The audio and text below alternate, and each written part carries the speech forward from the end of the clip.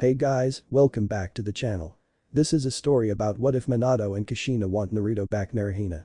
Before I start, please support for more amazing content and do consider subscribing to my channel and share this video with your friends. This is written by FanFiction and link in the description and support writer. Let's start the video. Chapter 1. Acknowledgement. Tired breaths escaped him as he trudged forward, hoping to return to the village and see if everyone had been revived. His fellow Uzumaki had given up his life to atone for what he had done, and the woman who had stood beside him had assured him that she wouldn't be his enemy anymore. It was still rather shocking, seeing Nagato's once red hair bleed away to pale white while his already withered skin shrunk in on itself even more. He had to stop moving, leaning against a tree as he tried to catch his breath. The fight with Yahiko's body, the other 5 paths of pain, and nearly losing himself to the Kyuubi had exhausted him more than anything had ever done before. Unable to stay standing, he leaned his back against the tree, sliding down slowly so that he sat on the ground. "Rest, sweetheart," a soothing voice echoed in his mind, making him smile through his exhaustion. "You've more than earned it." Unaware of the voice, a small white and blue slug crawled onto Naruto's shoulder. "I've confirmed that man's words with my copies back in the village," Kitsuyu, Tsunade's personal slug summon, spoke to him. "Those who were killed by pain have been restored, Naruto-san. You don't need to worry anymore." He chuckled weakly, leaning his head back against the tree and closing his eyes. "Thank goodness," he sighed out. "Do you think you could have one of your copies have somebody come to get me? I'm too exhausted to move." "Of course," she assured him. "Just rest and I'll inform someone." "Will do," he replied softly, letting himself ease into sleep. When his eyes opened again, he found himself in an open field that was lit by an orange sunset, the solar rays lighting up a cozy home that resided in the center of the field. With a smile, he made his way to the home and reached up to knock. Before his knuckles could even touch the door, it opened and a beautiful red-heated woman with violet eyes presented herself.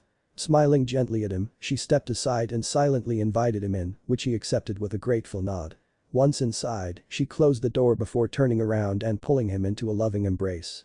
"You've fought so hard, dear," she praised, speaking softly with a voice full of love.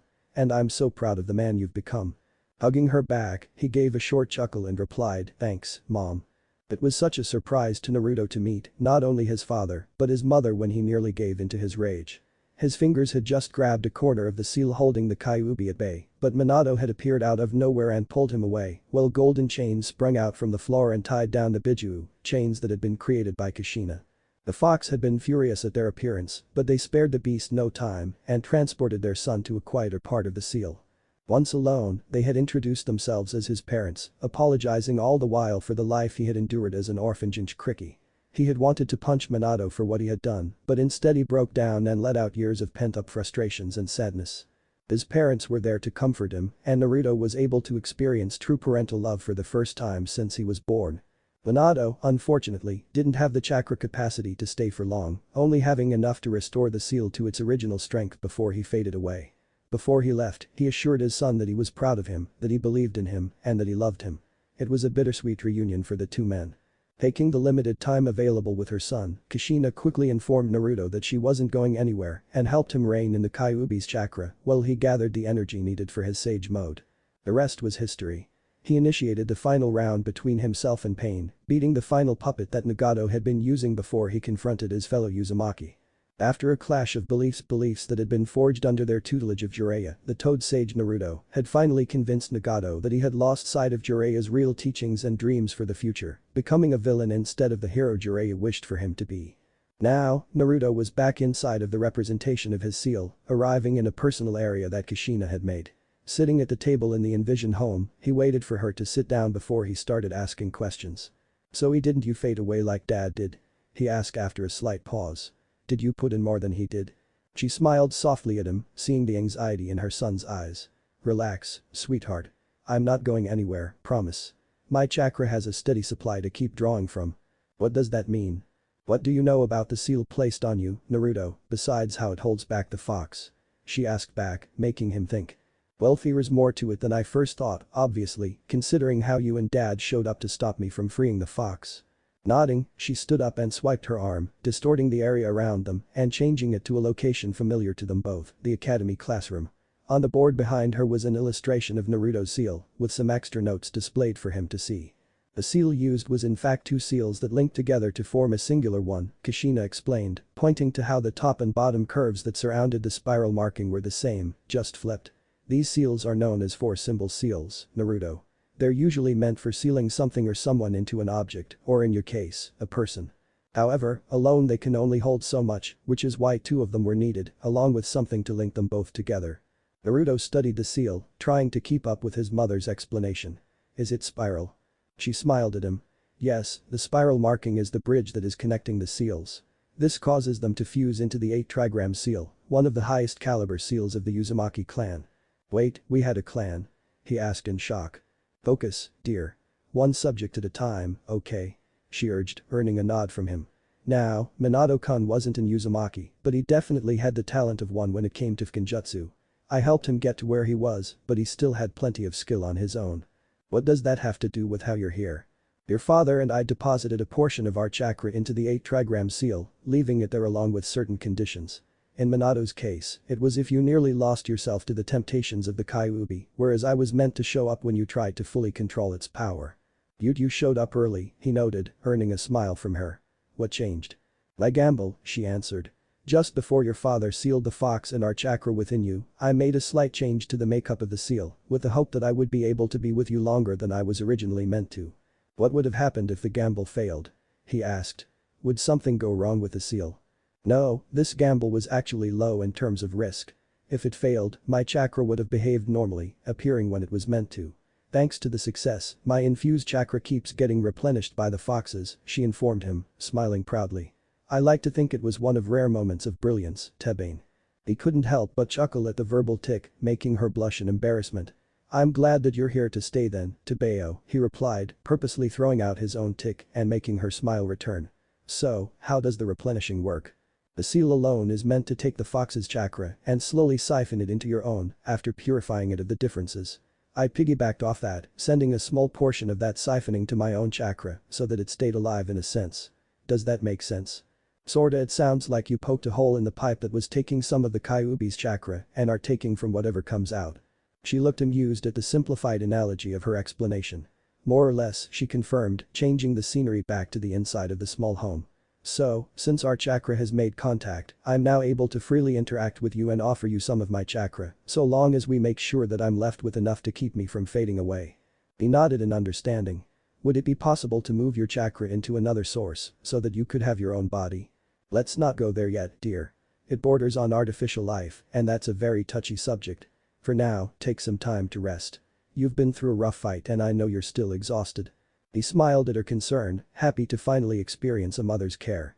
Tsunade tried to give that to him on occasion, which he greatly appreciated since they had bonded deeply over the years. It just wasn't the same as actual motherly care, though.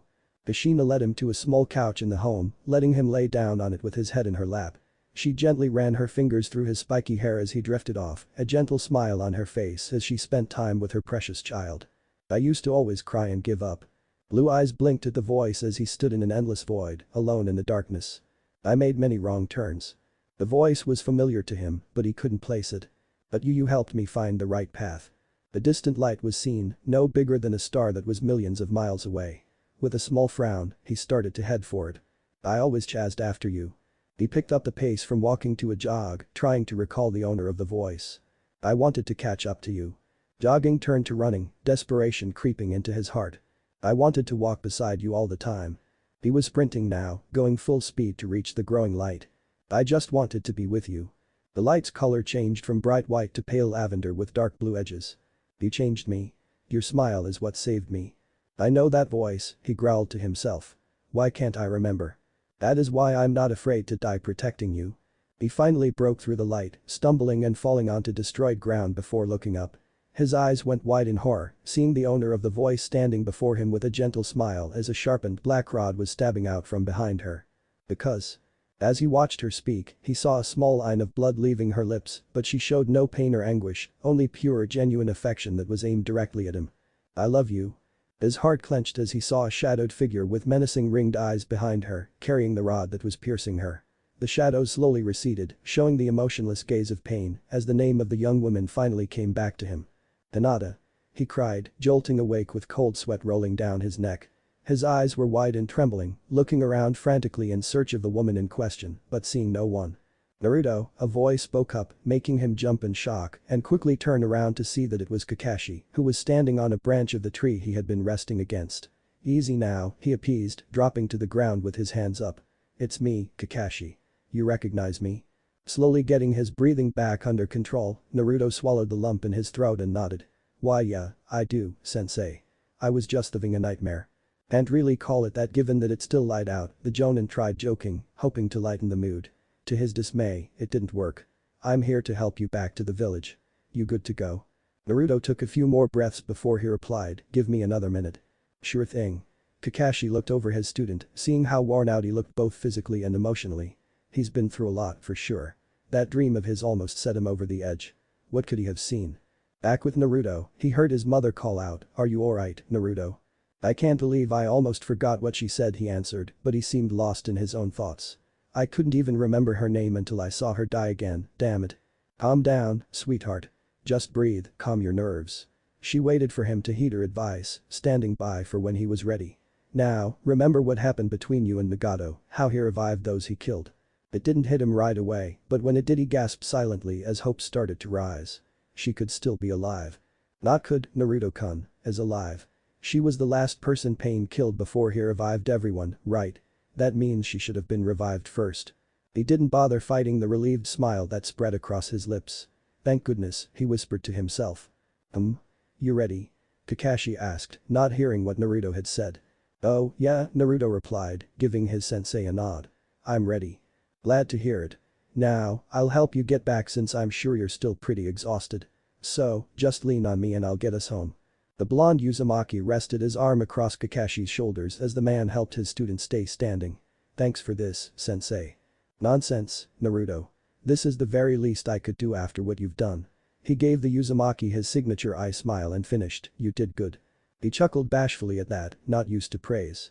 It was a slow walk back, but Kakashi felt that it was just the right pace. During the walk, he took time to reflect on his student's growth and was both proud and saddened about how far Naruto had come. He was proud of the man Naruto had become, strong, determined, loyal, unflinching against danger, and willing to give everything for those he loved. However, he was saddened that he had such little to offer toward that outcome. From what he could remember, Kakashi had only taught Naruto a handful of things. Teamwork, how to use chakra to climb trees, and how to better understand wind style. There was so much he could have taught him, but he didn't, and Jiraiya had taken over that responsibility. The man knew he was no longer Naruto's teacher officially once he had signed the Toad contract from Jiraiya. That right there had basically declared to the world that the blonde was then apprenticed to the Toad Sage, a title now given to Naruto with Jiraiya's death and his successful understanding of Senjutsu. In the end, I didn't teach you much, he mused before he and his passenger heard distant cheering getting louder, spotting almost the entire populace of the Hidden Leaf, waiting for their hero's return at the main gates. He smiled behind his mask as he helped Naruto stand on his own, and some villagers approached. Dude, at least I was able to be a part of your story, Naruto.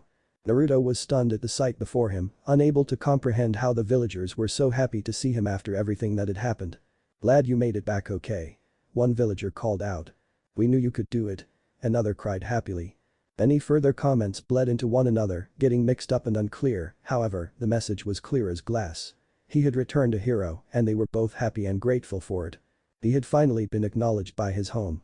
Kakashi wisely moved aside as the villagers crowded around their hero, bombarding him with excited questions and well wishes as he awkwardly tried to keep them out of his personal space.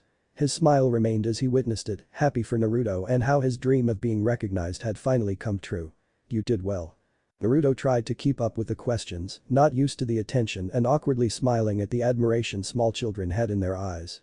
He would have kept trying, but he caught a familiar glimpse of pale lavender and he locked eyes with the source.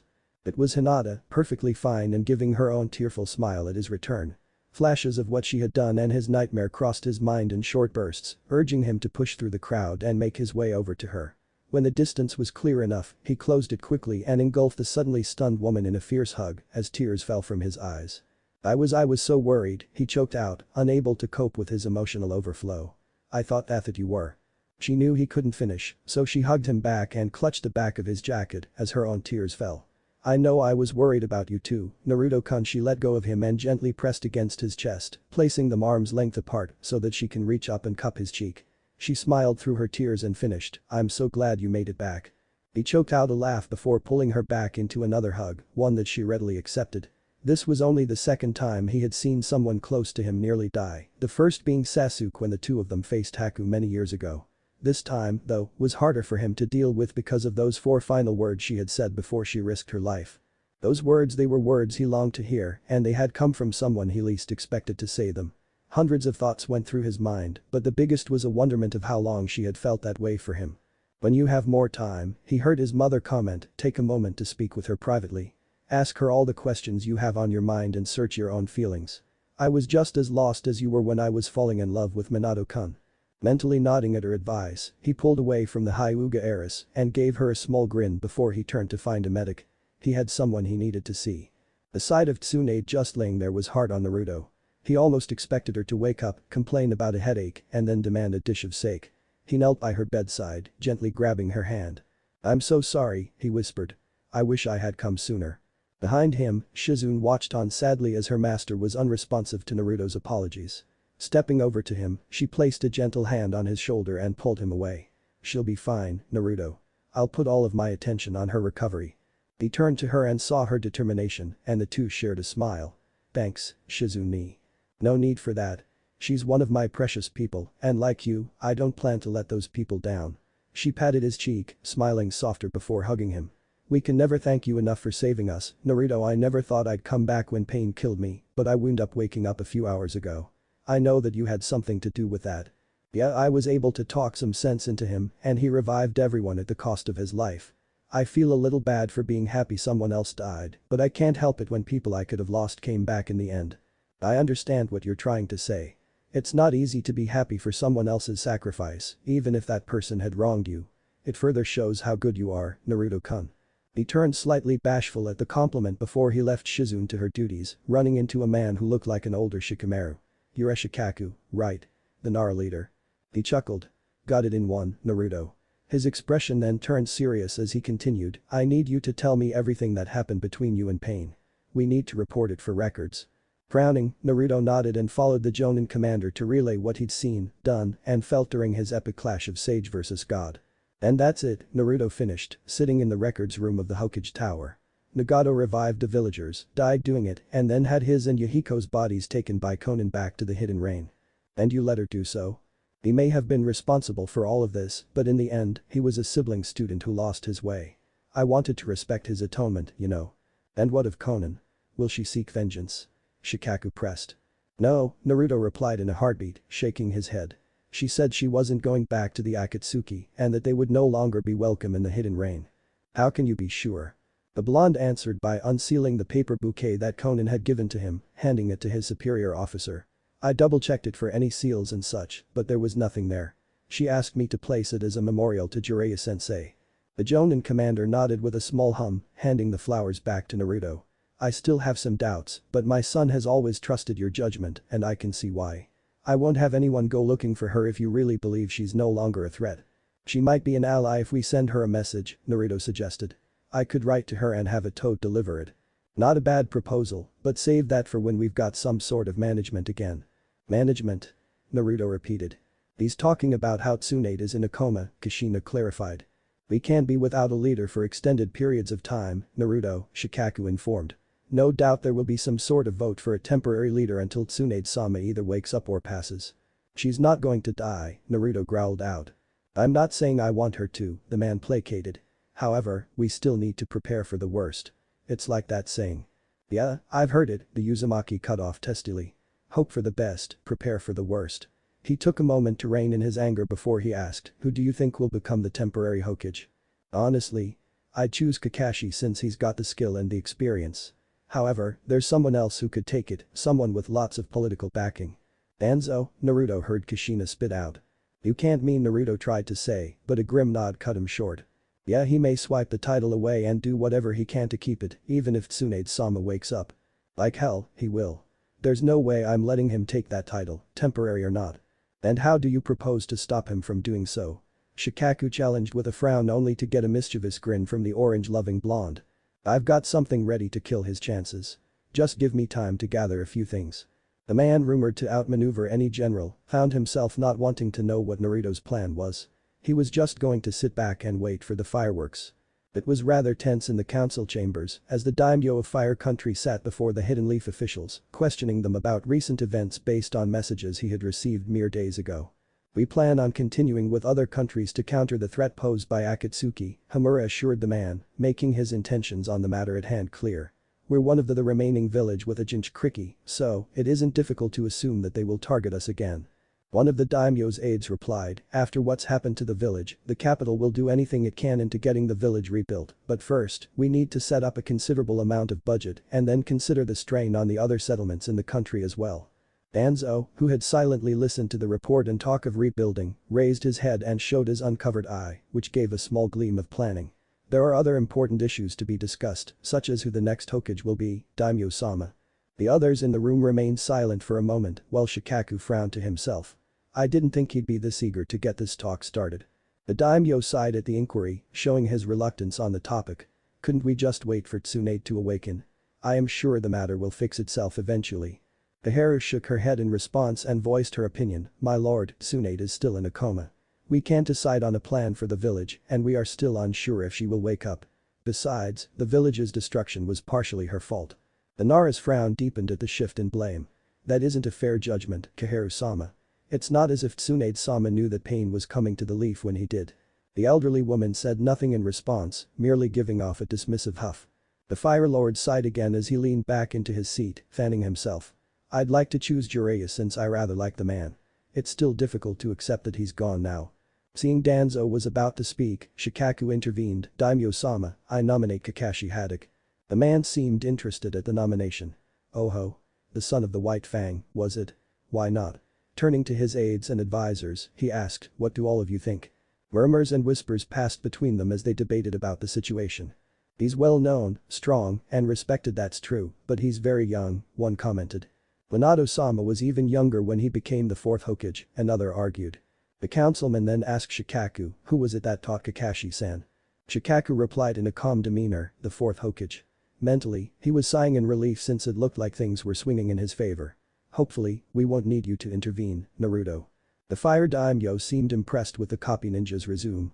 Ah, Kakashi who was taught by the fourth Hokage, who was taught by Jiraiya, who was taught by Hiruzen Sarutobi, yes, I think that is a fine selection.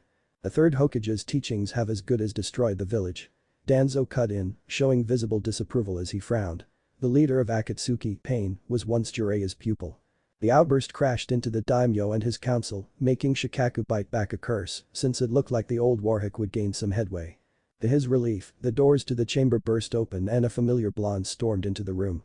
The third Hokage was never wrong in his teachings, Danzo. The entrance had succeeded in gathering the attention of everyone in the council chambers, with the daimyo looking rather interested at the sight of the rumored hero of the leaf. My word, he looks like the late fourth. You were responsible for this, Danzo, Naruto continued, gripping a scroll tightly in his hand, and I would be damned if you were to become Hokage. You were the one that let Pain roam free in Konoha. His tone turned accusing as he pointed directly at the old man, you and Hanzo the salamander were the ones who turned Nagato of the Hidden Rain into Pain of the Rinnegan. Everyone seemed quiet at that, shocked at the dramatic accusation declared by the whiskered blonde. At this moment, Hamura and Kaheru stood up to try and get the situation back under control. Naruto Uzumaki, you are not permitted to enter the council room, Kaheru stated with a noticeable frown. This will be considered an act of insubordination if you do not leave immediately. I forgot how prudish those two were, Kushina commented dryly. They even gave Minato-kun grief when he was Hokage. Thankfully for the Uzumaki, the daimyo waved down the two elders. I will allow him to say his piece. If I am not mistaken, this young man was the one who put a stop to pain and the destruction of this very village. As such, he may have better insight on the man's motives. Shikaku had to fight a smirk as he replied, yes sir. I had received Naruto-san's report on his battle with Pain just the other day, and what he relayed to me was more helpful than what other reports had to offer. The man nodded with a pleased smile. Then it's best that he does stay and speak. Turning to the blonde Uzumaki, the daimyo continued, the floor is yours, Uzumaki-san. Naruto made sure to bow in thanks when Kushina mentally bopped him on the head. No need to disrespect the man who gave him such an opportunity, not to mention the fact that he was the leader of their country. Turning back to Danzo, Naruto picked up where he left off. Where did you get information about Pain being my sensei's pupil? As far as I can tell, only the Sannin and the third Hokage knew of Jiraiya teaching a trio of orphans from the Hidden Rain. Murmurs were heard from the others while Danzo sat silently, giving away nothing. You've admitted your own guilt, Danzo. You've just hinted about your involvement with the affairs of the Hidden Rain, more specifically, with Hanzo of the Salamander. Blue eyes narrowed angrily. It was because of you that Nagato became the leader of the current Akatsuki by killing his friend, Yahiko. You thought that their movement in Rain was a threat on its own, without even considering that we should not interfere in political affairs that don't even concern us. Shikaku smirked at the allegations directed against Danzo. He makes a solid point. After all, what happened in the Hidden Mist is another good example. We don't intervene in actions that concern internal affairs of other countries, something you continuously suggest at meetings in the Leaf Council. He regarded the elderly man, analytical eyes boring into his bandaged face. What say you on these accusations, Danzo? I asked this child. Where's your proof? Danzo fired back, outwardly calm but inwardly fuming. Naruto's response was ready in a heartbeat. The citizens of Konoha that were revived is proof enough. The others looked curious at his response, while Shikaku kept his smirk and closed his eyes. After I defeated Pain, I confronted the one who was controlling his body, a fellow Uzumaki named Nagato. He confessed to me that originally, the Akatsuki only wanted to have peace talks with Hanzo in hopes of restoring order to the Hidden Rain. But you, Danzo, coaxed Hanzo of the Salamander to suppress the movement. Because of this, Nagato was vulnerable to manipulation, turning the original Akatsuki from a resistance group into a terrorist organization that went and gathered all the Jinchuriki and Biju that roamed. How are the citizens concerned with this? Homura questioned. Those who are skilled enough with the Rinnegan have an ability to revive the people that have died within a certain period of time, Naruto explained, getting the daimyo's interest. Nagato and I were both students of Jiraiya and he passed on his ideals for peace to us. But, Nagato's views of peace were warped by the one who manipulated him into changing Akatsuki. If I hadn't convinced him that Jiraiya's teachings weren't wrong, those who were killed during his attack would have stayed dead. He turned to the daimyo and emphasized his points. Friends, family, loved ones, all of them would have stayed dead if I hadn't gotten through to Nagato. I was able to sympathize with him and he decided to use his last moments to make it up to me, to Jiraiya-sensei, and to the Hidden Leaf. It was then that he gave me the reason why he was so set on destroying the village, because Danzo aided Hanzo in putting down the peace group that was once known as Akatsuki. The daimyo took a few moments to consider Naruto's words, thinking over how these allegations would affect those of other nations. Those are some rather solid points, Uzumaki-san. And the proof is, as you say, in those that have been revived. Based on that, I cannot allow Danzo to become the next Hokage. Just from a political standpoint, it might cause outrage from within the Leaf and from other nations if word of his past actions became public knowledge. Naruto, Kushina spoke up. Don't forget that you need to tell the daimyo how you should have arrived earlier. Perking up, Naruto turned to the daimyo and continued, Sir, there's something else that you need to hear. Is it tied to this meeting? The man asked back. I accepted your interruption because you made such a vocal accusation and because you had better insight on Pain than we did. If what you have to say isn't related to this, he let the statement hang. I promise you that it is. Before Pain showed up, I was in the realm of the Toad summons learning from them. I made sure that people in charge knew to call me if anything was wrong, leaving behind a toad to summon me back if something happened. He frowned and continued, the thing is, I was delayed from returning until after Pain made a crater in the center of the village and the toad meant to summon me was killed in the time between Pain's arrival and my calling. To prove his point, Naruto handed the man the scroll he had brought with him into the council chambers. The daimyo curiously took it and rolled it open, allowing Naruto to point to a name that had been blacked out and smeared away. That was where a toad called Kosuke had his name placed. According to the elder toads, a name only looks like that if they were killed, but Pain couldn't have killed him since the name hasn't been restored.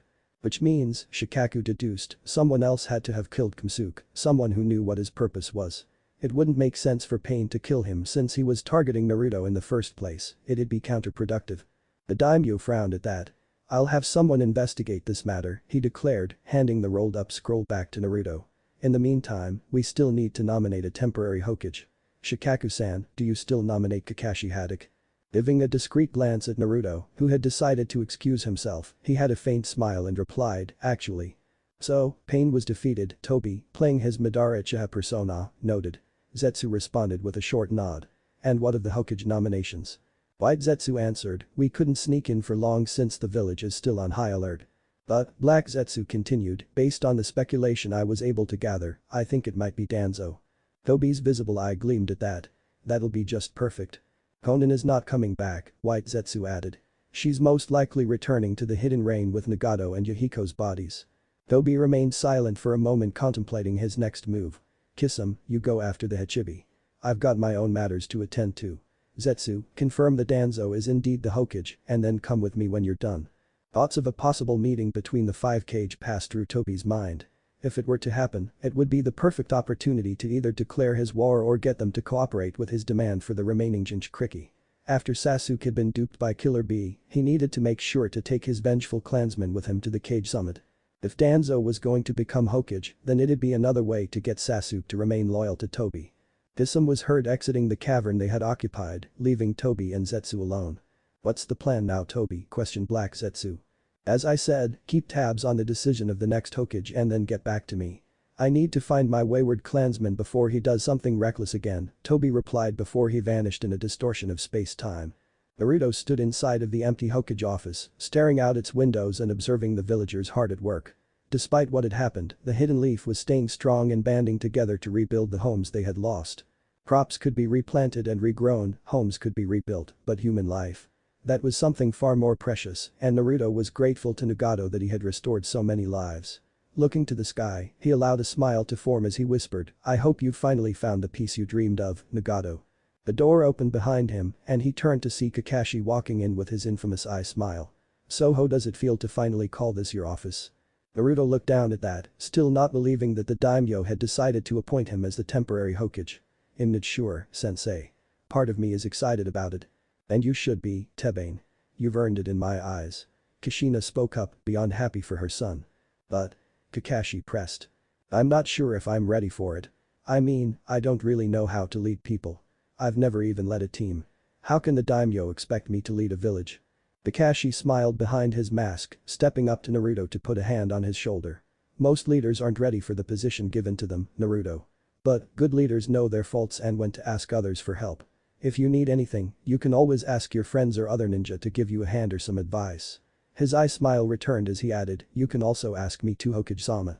Blue eyes widened slightly at the title before a smile formed on Naruto's face. "Yeah, thanks, sensei. Anytime, Naruto. Now, there are some ninja from the hidden cloud here to speak with whoever is in charge. You want me to let them in now?" Taking a breath, Naruto moved around the desk and slowly sat down in the seat behind it. Nodding once, he replied, "Go ahead." Nodding back, the copy ninja opened the door and escorted the three cloud ninja into the office, the three of them looking slightly surprised at someone so young in the cage chair. The blonde compassed herself fastest and gave Naruto a short bow. "Hokage-sama, we bring you a message from our Reikage." Taking the scroll offered to him, Naruto opened it on his desk and started to look through it. Kakashi, who was acting as his guard, saw his blue eyes narrow the more he read. "Sasuke went after your Jinchuriki, huh? I was hoping he'd get some sense and come back home. I guess that was just wishful thinking. I still can't believe that Itachi-kun killed his entire clan and Makoto-chan," Kushina spoke up with a frown. "There has to be something more to this. Grill those elders about it later, Naruto-kun." Mentally nodding, he closed up a scroll and regarded his fellow blonde. "I'll be sure to attend this Kage summit that the Reikage has convened. As for information on Sasuke, there isn't much I can give you since the last contact we had with him was months ago. All I can tell you is that he's good with fire style, lightning style, genjutsu, and even jinjutsu. I can only assume that he gained the Mangekyou Sharingan since it was confirmed that he killed Itachi Uchiha." Samui nodded at his information. "Yes, he was seen producing black fire during his fight with Killer Bee-sama. Amaterasu," Kakashi informed the others. "It's an ability that the Mangekyou has. It proves that Sasuke is only growing stronger." "Stronger or not," Naruto spoke up, sounding reluctant, "it doesn't excuse what he's done. He took a breath, looking visibly upset. "We need to declare him an international criminal to be brought back to the Hidden Leaf to stand trial. He was from our village, so we will be responsible for enforcing his punishment. Please let the Reikage know of my decision." Samui nodded once. "I will. Also, you should know that the Kage are each allowed up to 2 ninja to accompany them to the summit. It is set for the end of the week in Iron Country." "I understand. Tell him that I'll meet him there and thank you for delivering his message." Samui, Kari, and Amoy all bowed to him before they were escorted out of the office. Kakashi turned to Naruto, who was leaning his forehead into his hand in frustration. "It's not easy to make these kinds of decisions. I know that now, sensei. But if it means I can keep my home and people I love safe, then I'll do whatever I can. In the meantime, I need to find someone to look after things while I'm away at this Kage summit. Anyone in mind?" "Yeah. I was thinking either Shikaku or Shikamaru. They're both smart enough to handle things and keep up the rebuilding efforts." He then perked up and said, "Hey sensei, can you send a message to Tazuna explaining our situation? We could really use his help, you know." Kakashi smiled at Naruto's request. Good idea. I'll have a messenger team sent right away. Send messages to Spring Country and the Crescent Moon Kingdom too. I'm sure they'd be willing to help us out, Naruto added, earning a nod from the Jonin. More like be willing to help you out, Naruto. After all, you're the one who instilled such change in Wave, Spring, and Crescent Moon, the man thought proudly as he left to send the messages. Now alone, Naruto gave off a tired sigh and turned his chair around to look out the windows once again. I'm temporary Hokage, he muttered to himself, still in disbelief. You'll grow into it, Naruto-kun. Your father was the same way when he was nominated for Hokage. Just do what you think is best and ask for help if you ever need it. Yeah, thanks, Mom. Anytime, sweetheart. Now, take this time to have someone bring the Tanada girl here. I think it's time you both had that talk. He swallowed a lump in his throat before he nodded to himself. Cat? He hesitantly asked aloud, prompting a violet-haired Anbu wearing said mask to appear in a blur. Yes, Hokage-sama. Could you have someone bring Hinata here, please? I need to talk with her privately. Is everything alright? She asked, showing concern. She and a small team of hers had been responsible for looking after him when he was a boy, so she felt some protectiveness for the blonde before her, whether that boy was now the Hokage or not. Yeah. I just really need to talk to her and clear up some things. Can you bring her here? She gave a bow and replied, right away, sir, before she blurred out of sight. Turning back to the window, he watched as the light slowly changed to dusk, covering the village in a beautiful glow. Let's hope things will get better soon. Chapter 2. Talks of different sorts. Hinata wiped some sweat forming on her forehead as she helped her fellow leaf ninja carry stacks of supplies. The supplies in question were tools and materials needed for repairing buildings, and the location in question was a district of the village that had suffered considerable damage from Pain's attack. Not close enough to be destroyed, but not far enough to be ignored. Thanks for helping me out, Hinata, Choji said to her as he dropped another stack of supplies next to hers. The others have been really busy in other districts, so I wasn't expecting to have any of my friends here to help. She smiled at the larger Chunin. It's no problem, Choji. It's the least I could do, considering what's happened. He nodded solemnly, taking a moment to look over the damage done to their village, before smiling at the sight of everyone lending a helping hand, civilian and ninja alike. We may have been dealt a heavy blow, but we're still here. It's amazing that Naruto was able to take down that Pain guy when the village couldn't. Naruto-kun didn't do it alone, though. He had help from the Toads, and the village helped wear Pain down. Choji grinned at that. Yeah, we did. You know, I feel better about my efforts now that you've said that. I was thinking that I could have done more, but at least I helped make that guy easier for Naruto. He then turned to her and asked, what was it like to fight him up close? I heard that you rushed in at some point to help Naruto. He saw her look down at that, almost in shame. I couldn't do anything against him, everything I threw at him was brushed aside like nothing and I wound up dying. He choked at that. Why Yaotied? She nodded sadly. Yes, she then raised her head determinedly. But, Naruto-kun helped give me another chance, and I'm not going to waste it. I'll get stronger so that I won't get in the way anymore, so that I could stand shoulder to shoulder with him. He blinked at that before smiling. Yeah, me too. She smiled back at her friend before an Anbu wearing a cat mask made herself known. Hi Uga-san, the acting Hokage needs a word with you in his office. Acting Hokage? Choji asked. What happened to Tsunade-sama? She's still recovering, but not in a position to lead the village in her condition. As such, a stand-in Hokage was chosen to oversee things until she recovers, Kat answered, knowing that this information would be made public soon. I'll head over there now, Kat-san, Hinata told the Anbu before she took off. Kat gave Choji a farewell nod before she vanished, returning to her post in the Hokage office. Left alone, Choji sighed to himself before rolling his shoulders. Back to work, I guess. Naruto was looking over the damage report for the village, frowning sadly at what needed to be fixed or replaced. So many people without homes, and yet the village remained united. That made him regain his smile, feeling immense pride for his village. Or, he called out, and a heavily built Anbu appeared in an L position in response. Inform Shikaku-sen about this upcoming Kage summit. Tell him that I plan to leave him and Shikamaru in charge of things in my absence. Yes, sir, Bor bid before leaving. Rabbit, Naruto continued, and a petite Anbu responded. I want you to assign a small squadron to keep an eye on Tsunade at all times. She's vulnerable, and I'm worried that Shizune will overwork herself. At once, Hokage-sama, she replied before leaving to do her assigned task. Mantis, I want you to inform the mission control to assign smaller reconstruction assignments to Genin, while Chunin will handle more difficult assignments. I need the Jonin to take on missions outside of the village to bring in funds while the Anbu remain here for security. Nodding silently, the average-sized Anbu left to fulfill his Hokage's order. Alone in the office, Naruto took a breath to help calm his nerves. Geez, I'm still not used to ordering people around. It'll come to you with time. Minato-kun was the same way when he was Hokage.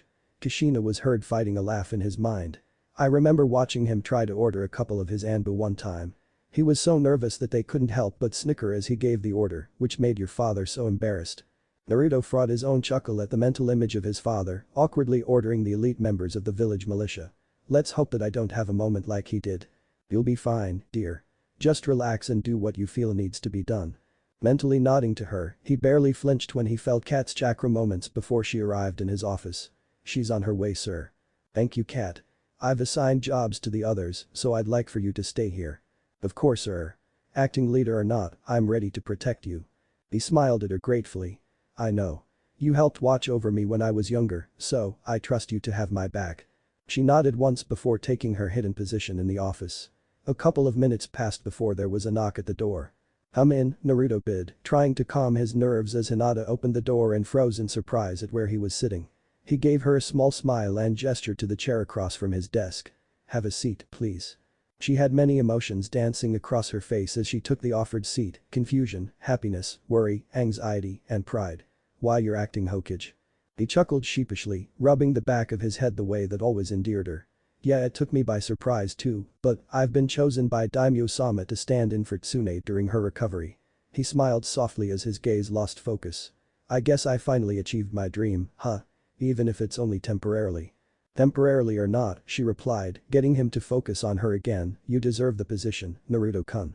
You've done so much for the village, and you're one of the strongest ninja I know. She smiled at him as she finished softly, congratulations. He blushed slightly at her smile, finally noticing how beautiful the girl he once called weird had become. A bashful smile formed on his face as he said, thanks. Aw. You're acting as shy as she used to be. Kushina teased, referring to the memories Naruto had let her see of his life. All of the memories of Hinata showed her adorable shyness, adorable to Kushina, at least. Her son was too oblivious to notice things like that. He was able to keep his blush from growing at his mother's teasing, clearing his throat to compose himself.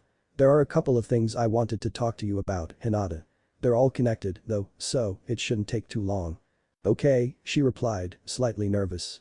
First off, I never got the chance to thank you for helping me when I was pinned down by pain. You literally risked your life for mine, giving it up for my sake. He looked somber at his words. I'd never want someone to do that for me, but I'm still glad that someone was willing to. Of course, I was willing to, she responded, her voice firm. Your life was worth the risk, Naruto-kun. Because you love me? He asked softly, making her immediately blush and shrink in on herself slightly. Hinata, how long have you felt this way about me? She started to fiddle with her fingers, an old habit from her younger years when she was racked with nerves. Please, Naruto urged, his voice still soft. I need to know. Since we were kids, she admitted in a whisper that he barely heard. Ever since the day you stood up for me from those bullies. It was during winter, and you had your scarf taken and ripped by them, but you still stood up for me for no other reason than because it was who you are. He tried to recall that memory, and Kushina helped by bringing it out for him to see. I remember that day, he said fondly, chuckling to himself. I tried to make a clone to scare them off, but it ended up doing the opposite. She smiled at him. Despite that, you still helped me, and I saw that you were nothing like everyone had said you were. You were brave and kind, and I couldn't stop thinking about you. She looked down again, her smile remaining. Do you remember that day when Iruka had us write down the name of someone we wanted to spend our last day with? Vaguely, because I complained about how pointless it was since I didn't really have anyone, he answered before realization struck. You don't mean. She nodded in confirmation. Yes, I wrote down your name, she admitted with a ruby red blush. I couldn't think of anyone else that I'd want to be with. Not even your family? He asked, shocked at her confession. Shaking her head, Hinata answered, my father had changed over the years since my mother passed, becoming so cold and distant. Hanabi was too young, and Niji still despised me at the time. I couldn't think of anyone until I remembered what you did for me, so I wrote down your name. Hinata, he whispered, feeling a mix of happiness and sadness at her words. He was happy to have someone thinking so highly of him at that age, but he was sad for her and her home life. I'm touched, he finally finished, speaking truthfully. Thank you. She smiled in return, shaking her head at him. I should be thanking you for everything you've done for me, Naruto-kun. You helped when I was younger, cheered for me during the Chunin exams, made an oath on my blood, helped me restore my relationship with my cousin, and continuously act as an inspiration for me. I can never repay you for all that you've done. Yes, you can, he insisted. You have, actually. Because of you, I was able to break out of pain's hold, even if I nearly lost myself to the Kyuubi. She looked concerned now. You what? He rose a hand to stop her from freaking out. Relax, I was able to fight it back with some help. She tilted her head with a confused face. Who helped you? Naruto, Kushina spoke up, making him pause. Let me talk with her, but send out Cat. Something like this is definitely need to know. Mentally nodding, Naruto made a gesture and Cat revealed herself, much to Hinata's surprise. Cat, give us a moment, please. And make sure no one comes in until I call you back in. All concerned for him, Cat nodded. Yes, Hokage-sama, she bid before she left the office and stood outside the door. Hinata turned back to him, looking lost. Give me a second, Naruto requested before he summoned a shadow clone using Kushina's chakra. Instead of a copy of himself, a perfect replica of the redeeded woman appeared from the burst of smoke. Hinata, meet my mother, Kushina. She blinked in surprise, while Kushina stretched in her temporary body, giving a small groan when some of the joints popped. It's been a while since I had a physical body, Tebane, she grumbled. Your mother? Hinata repeated. Yes. My parents died the night I was born, but they both put some of their chakra and consciousness into the seal that holds back the Kyuubi. Originally, they were only supposed to show up under certain circumstances, the seal almost breaking in my father's case. But, I showed up alongside Minato-kun so that I could help my son, Kushina continued. It was a gamble with minimal risk, but it worked out and I can now stay with my son indefinitely. Frowning thoughtfully, Hinata activated her Byakugan and studied both Naruto's and Kushina's chakra cores.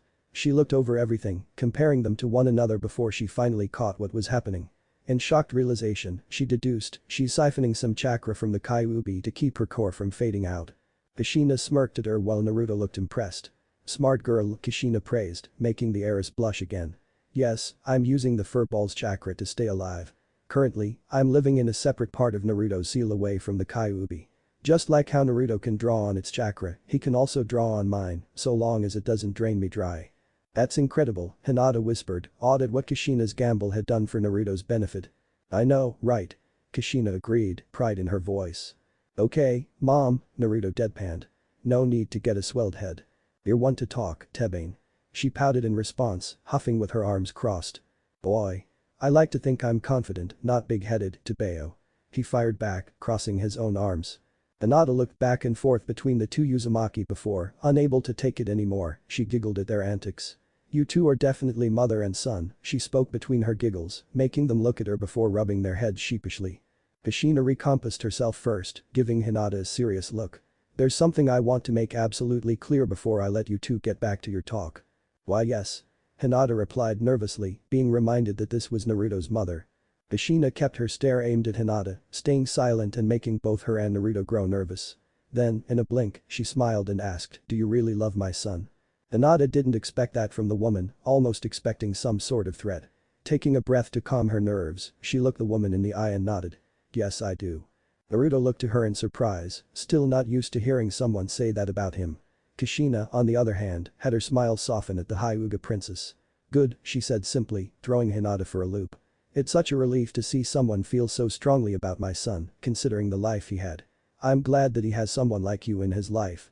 Her smile turned somber as she finished, for Jinchuriki like us, she gestured to herself and Naruto, it's hard to find a lasting relationship, whether it's a friendly or romantic one. Hinata looked to her sadly, taking a glance at Naruto as he sat in his chair with his own somber expression. Turning back to Kushina, with lavender eyes brimming in determination, Hinata promised, I'll be sure to stay by Naruto-kun's side, then. I love him and even if he doesn't feel the same, I'll never stop being his friend. In his own words, she aimed a soft smile at the blonde, he's my precious person. Naruto swallowed a lump in his throat at her words, feeling touched by them and guilty about not know how he really felt about Hinata. Hinata, he tried to say, but she rose a hand to stop him.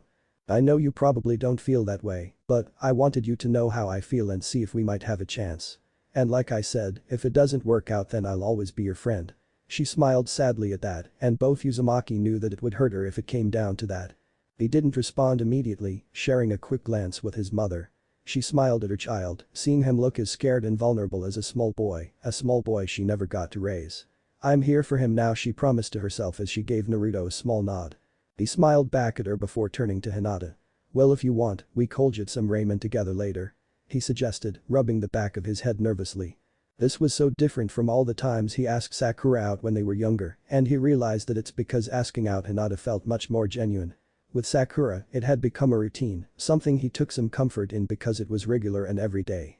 With Hinata, though, he was stepping into uncharted territory. He didn't really know her while she knew more about him, and she loved him while he wasn't sure how deeply he cared for her. It was a fear of the unknown, something that anyone would be afraid of. Hinata eased his nerves when she smiled back at him, a faint dusting of pink on her cheeks.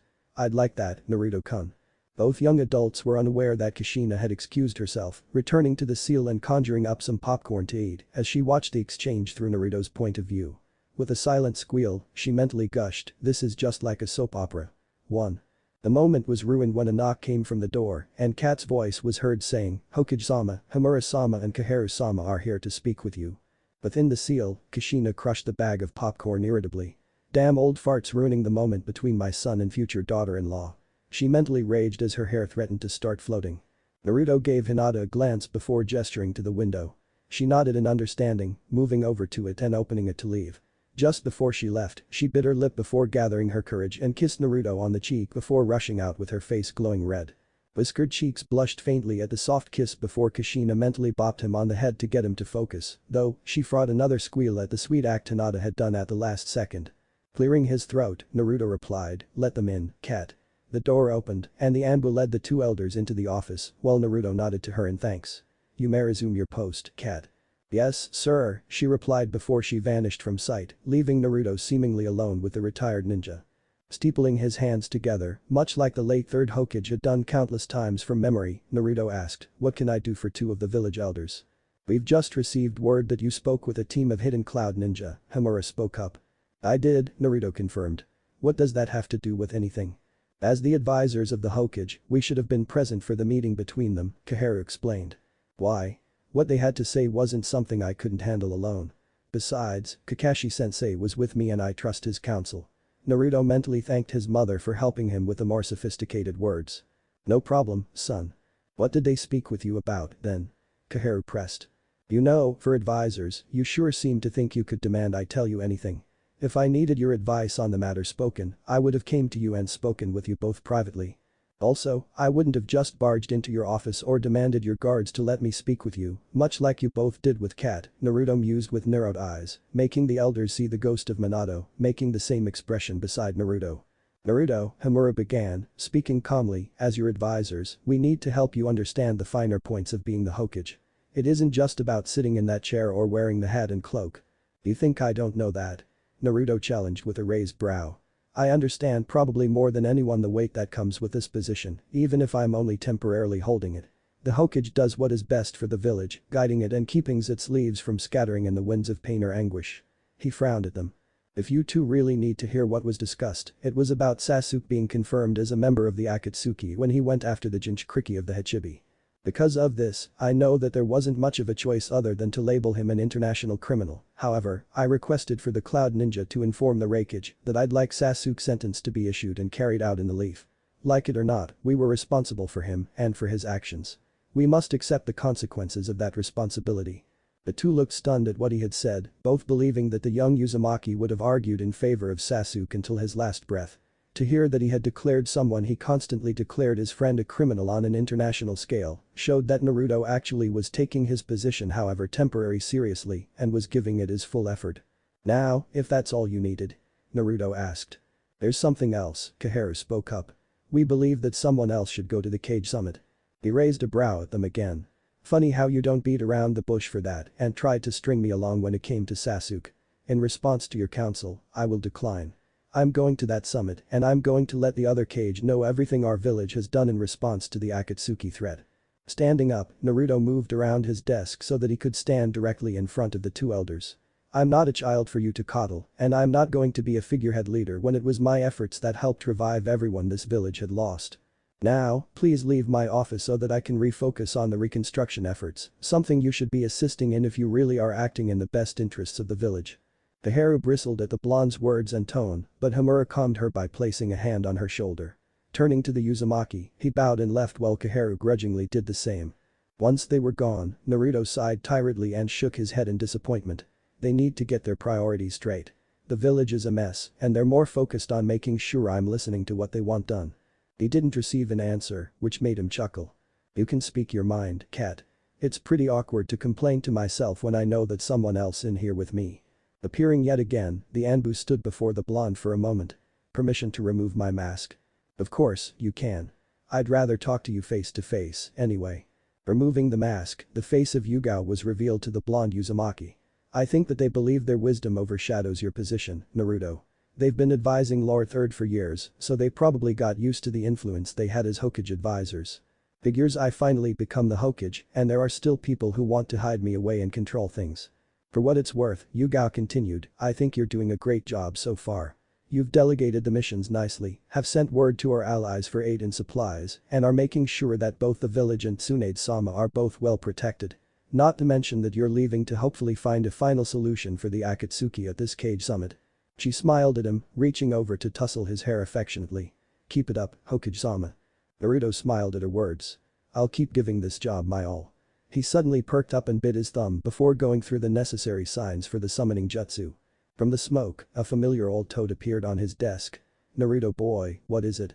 Fukasaku questioned before he took a moment to look around. "Oh ho. Finally became the Hokage, eh? Ma and I had a feeling you would, boyo." He chuckled bashfully at that. "Thanks. There was something I needed from you though, pa." "And what's that?" "I still have a couple of clones at Mayaboku, right?" "Aye, that you do. You know you can dispel them on your own, though." "Yeah, but I want you to summon one as close to the border between Fire Country and the Hidden Rain," Naruto requested. "The Hidden Rain? What in the world do you want to send a clone over there for?" Fukasaku asked with a raised brow. "I want my clone to get in touch with Konan. There are some things she needs to know, and I also need to ask her a huge favor." He took a breath and prepared himself for the backlash as he finished. "I also wanted to let her sign the Toad contract." "Be what?" "Easy. Hear me out, pa." Naruto cried, stopping the old toad from going on a rant. "She's no longer a member of the Akatsuki, and she used to be Jiraiya-sensei's student. She and I are the last two people alive who have been taught by him, and I want her to share some link with him." Fukasaku pondered this, grumbling to himself incoherently as he considered the request of his student in Senjutsu. After a while, he sighed and nodded once. "Very well then, Naruto boy. I'll have one of our messenger toads summon your clone near the border. Just have them summon me when they get in contact with Konan, and we'll take it from there." Smiling, Naruto gave the senior sage a bow in thanks. "I appreciate it, pa." "Ah, enough bowing already. Respect I like, but you and I both know that you hate to stand on ceremony." He smirked at the blonde and finished, "I prefer seeing who you are than who you can pretend to be." But that said, Fukasaku returned home and Naruto smiled at his success. With that out of the way, he returned to looking over the village so that he could continue to delegate the repair efforts. The couple days had passed, and Naruto found himself constantly busied by the recovery efforts and with catching up with the foreign friends he had made over the years. Tazuna and Inari had both come to help rebuild some homes and patch up some of the damaged buildings, while Tsunami stayed in Wave to look after things. Finding out that the old drunkard had become the spokesperson and unofficial leader of their small town had been a surprise for the blonde. Koyuki had come as well, traveling with her guards and aides so that she could personally deliver the supplies that Naruto had requested. She was surprised to see him wearing the Hokage robes, but she was also proud that he had achieved the dream he had declared when she first met him. Her presence, oddly enough, also boosted morale in the village since she was famous before she became a daimyo of a country. Many young men and women hoped to impress her by showing off their work ethic, something she didn't dissuade since it helped the village and Naruto in the long run. King Michiru had to stay home at the Crescent Moon Islands, so he sent his son Hikaru to deliver the supplies and catch up with Naruto. Seeing the once spoiled child stepping into his own as the new prince of the kingdom made Naruto chuckle, proud that he had gotten through to the young man and helped change him for the better. Currently it was evening, and Naruto was walking through the city streets where his fellow villagers greeted him warmly, some even congratulating him on his temporary position. The daimyo's decision about Naruto leading the village during Tsunade's recovery had been made public the day before, mere hours before the man returned to the capital. The village had shown their acceptance of Naruto through their cheers, relieved that they were being looked after by the very man that had saved them from an international terrorist. Naruto was happy that he had been accepted, but a small part of him felt bitter that it took him stopping Nagato to finally be accepted fully by the villagers. After everything he had done, it took the village nearly losing everyone for them to open their eyes and see that he wasn't the Kyuubi in human skin. "Sweetheart, I know that it seems unfair, but you can't dwell on what's already happened. Believe me, it isn't healthy and it will only hurt you more in the long run." I know, Mom, it still hurts, though. It will hurt, yes, but you're in Uzumaki. We take the hits and keep on going, no matter what. That's what makes us strong. He smiled at her comfort, refocusing on the outside just in time to see that he was almost at Ichiraku Ramen. His stomach growled, and he was about to walk in before he felt a familiar chakra source. Looking behind him, he saw that Hinata was walking with her younger sister down the road, a small bag being held by the younger Hyuga as she talked with her older sibling. Heading over to them, he was spotted first by Hanabi as he greeted, "Hey Hinata." "Hello Hanabi." Hanabi nodded in greeting while Hinata turned around and smiled. "Good evening, Naruto-kun. Finished for the day?" "Yeah, but I'll be back at it again tomorrow." Who knew that recovering a village took so much effort? It's to be expected after what happened. But everyone is giving it their best and the village should be back on its feet soon enough. "That's true," Naruto agreed with a pleased grin. "We just need to keep up the hard work." Hinata nodded in agreement before she gestured Hanabi to come forward. "Naruto-kun, you remember my sister Hanabi, right?" Vaguely, Naruto admitted. "I remember hearing her complaining about how I beat Niji when the Chunin exams were over." Hanabi fraught an embarrassed blush at the reminder, but she coughed to save face. "For the record, I wasn't complaining, I was simply pointing out that Niji should have been the victor that day." "Yeah, but in a way that younger children like to do when something doesn't go their way," Naruto teased, and Hanabi couldn't fight off her blush that time, while Hinata stifled a giggle. Pointing at the blonde dramatically, Hanabi cried out, "I was not acting like a child. I was acting as a proper heiress would, with class and dignity." Soiling at me with a red face is classy and dignified. The grin he had when he asked that made Hanabi's face turn redder. Luckily for her, she was saved by her sister. "It was nice seeing you, Naruto-kun. However, Hanabi and I need to get back home." Naruto nodded in understanding and bid them a good night before a mental nudge from Kushina reminded him of something. "Hey, Hinata," he called out, making the sisters stop and turn around, "do you maybe want to grab a bowl of ramen with me? I'm buying." She blushed faintly before turning to Hanabi with a pleading expression. Hanabi rose a brow with a knowing smile before she sighed exaggeratedly. "I suppose I'll cover for you with father. You owe me, though." Hinata gave her sister a beautiful smile before she headed back over to her crush. Watching them go, Hanabi smiled for her sister, having known about how she felt for the blonde knucklehead for years and trying to help her work up the nerve to talk to him. They may have had a rough start at first in regards to their sibling relationship, but they had reconnected over the years and much like Hinata wanted her to be happy, Hanabi wanted the best for her sister. Walking away, Hanabi mused aloud, "You'd better make her happy, Naruto-san. I wouldn't mind calling you big brother in the future." The following morning, Naruto was seen in the Hokage office once again, this time with Shikamaru and Kakashi in the room with him. "So, it's agreed that Shikamaru will keep the reconstruction going with his dad stepping in if need be," Naruto concluded. "Troublesome, yeah, I'll make sure everything goes smoothly," the Nara heir grumbled before he chuckled. "It'll be good practice for when your position becomes official in the future." Naruto chuckled with him, giving his friend a nod. Shikamaru was one of the few people who never looked down on his aspirations. In fact, the Chunin had even said that he'd be willing to become Naruto's advisor and aide when he finally became Hokage. "Now, as for the summit," Naruto continued, "I'm allowed to take 2 escorts with me. I've decided to take Kakashi-sensei as one of them." "Me, huh?" he repeated with interest before giving his signature eye smile. "I'll watch you back then." Nodding to the man, Naruto mentally debated his second choice. "What do you think, Mom?" "I don't see why not. This will give you both more opportunities to talk with one another, plus, she has shown some impressive strength and determination from what I've seen." Mentally nodding, Naruto decided, "I'll have Hinata come as my second escort." "Hinata?"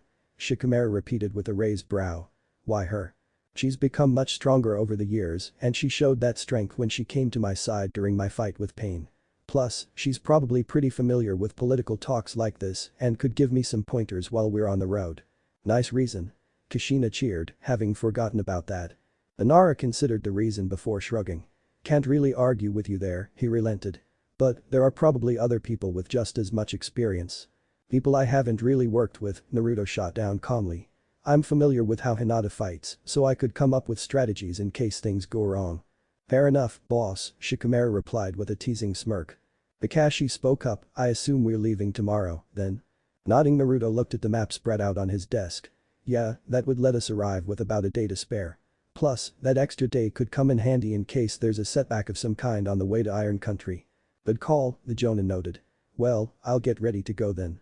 "Please don't be late this time, sensei," Naruto deadpanned, earning an awkward chuckle from the man as he left. "It's still strange how he's honoring Obito's memory by doing that," Kushina mused. Shikamaru stood up and stretched briefly before giving a yawn. Well, I'm going to catch a few clouds before I meet up with my old man. Good luck at the meeting, Naruto. I'll make sure the other Kage get the message about the Akatsuki. Hopefully, we can all come up with something. Nodding, the Nara opened the door to leave but blinked when he saw Sakura preparing to knock. Standing aside, he let his fellow Chunin enter before leaving. Mentally, he hoped Naruto was ready to deal with the Pinket, especially when news of Sasuke's actions and criminal status had been passed around through the ninja forces. Naruto looked up from his work and raised a brow at his teammate's presence.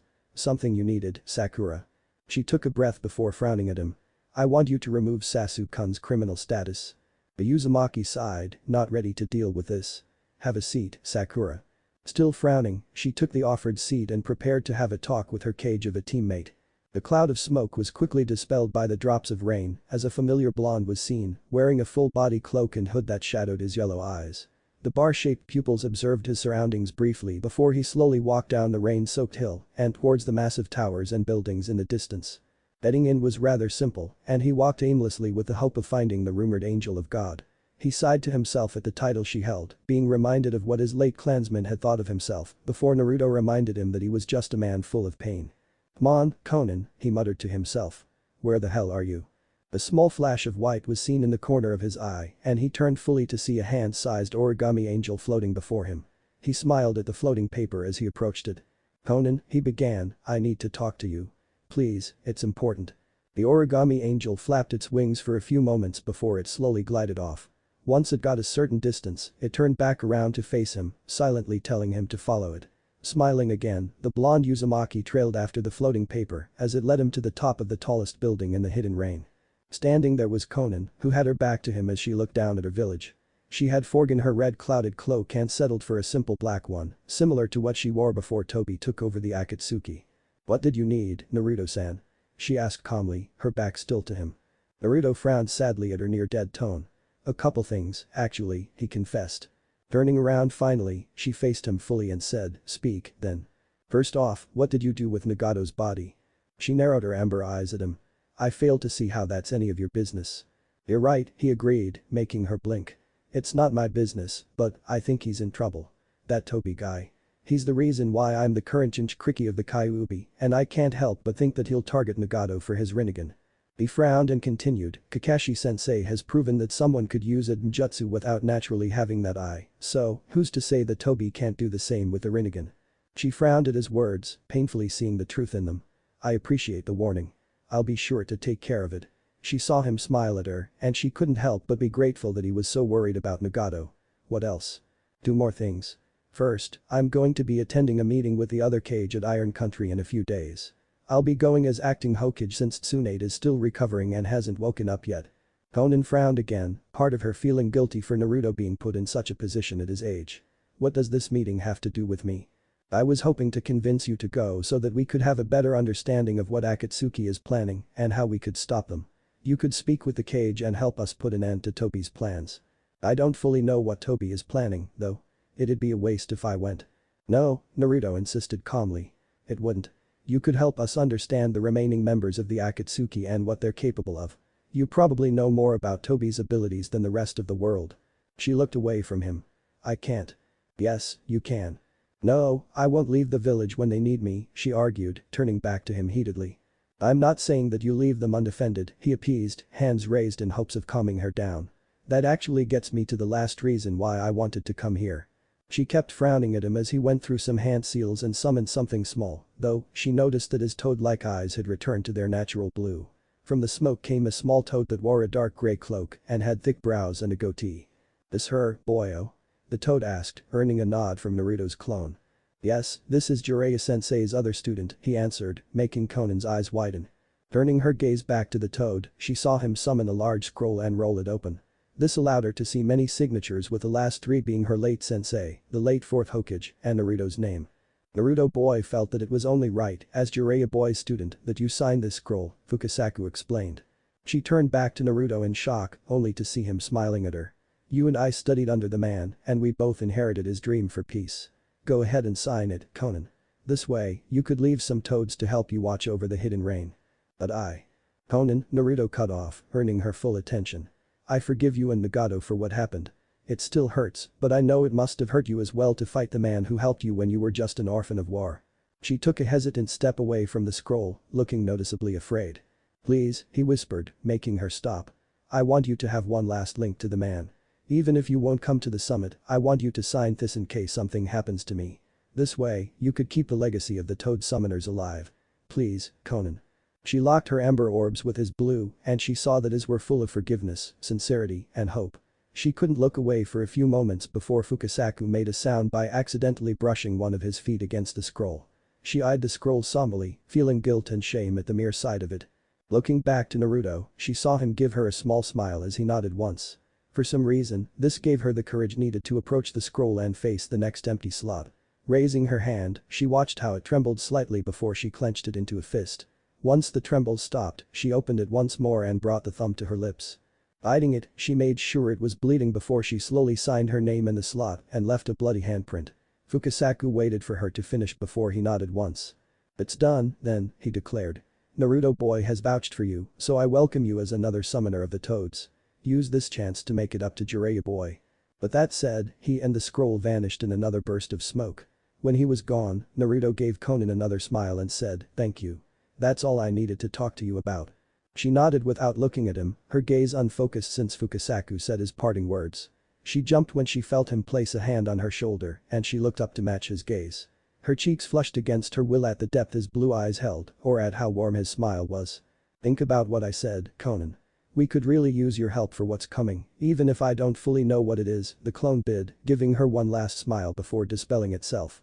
Left alone, Konan unconsciously raised a hand over her heart and gripped the cloak she was wearing. Raindrops fell on her cheeks, mixing in with her unknown tears as she whispered, "Nagata Yahiko, what should I do?" Chapter 3. To the summit. "You know that I can't take back the order against Sakura," Naruto told his Pinket teammate. "What he's done is something we can't ignore or let slide." But Ishi tried to argue, but he beat her to the punch. "He infiltrated another village and tried to abduct their Jinchuriki, Sakura. Open your eyes."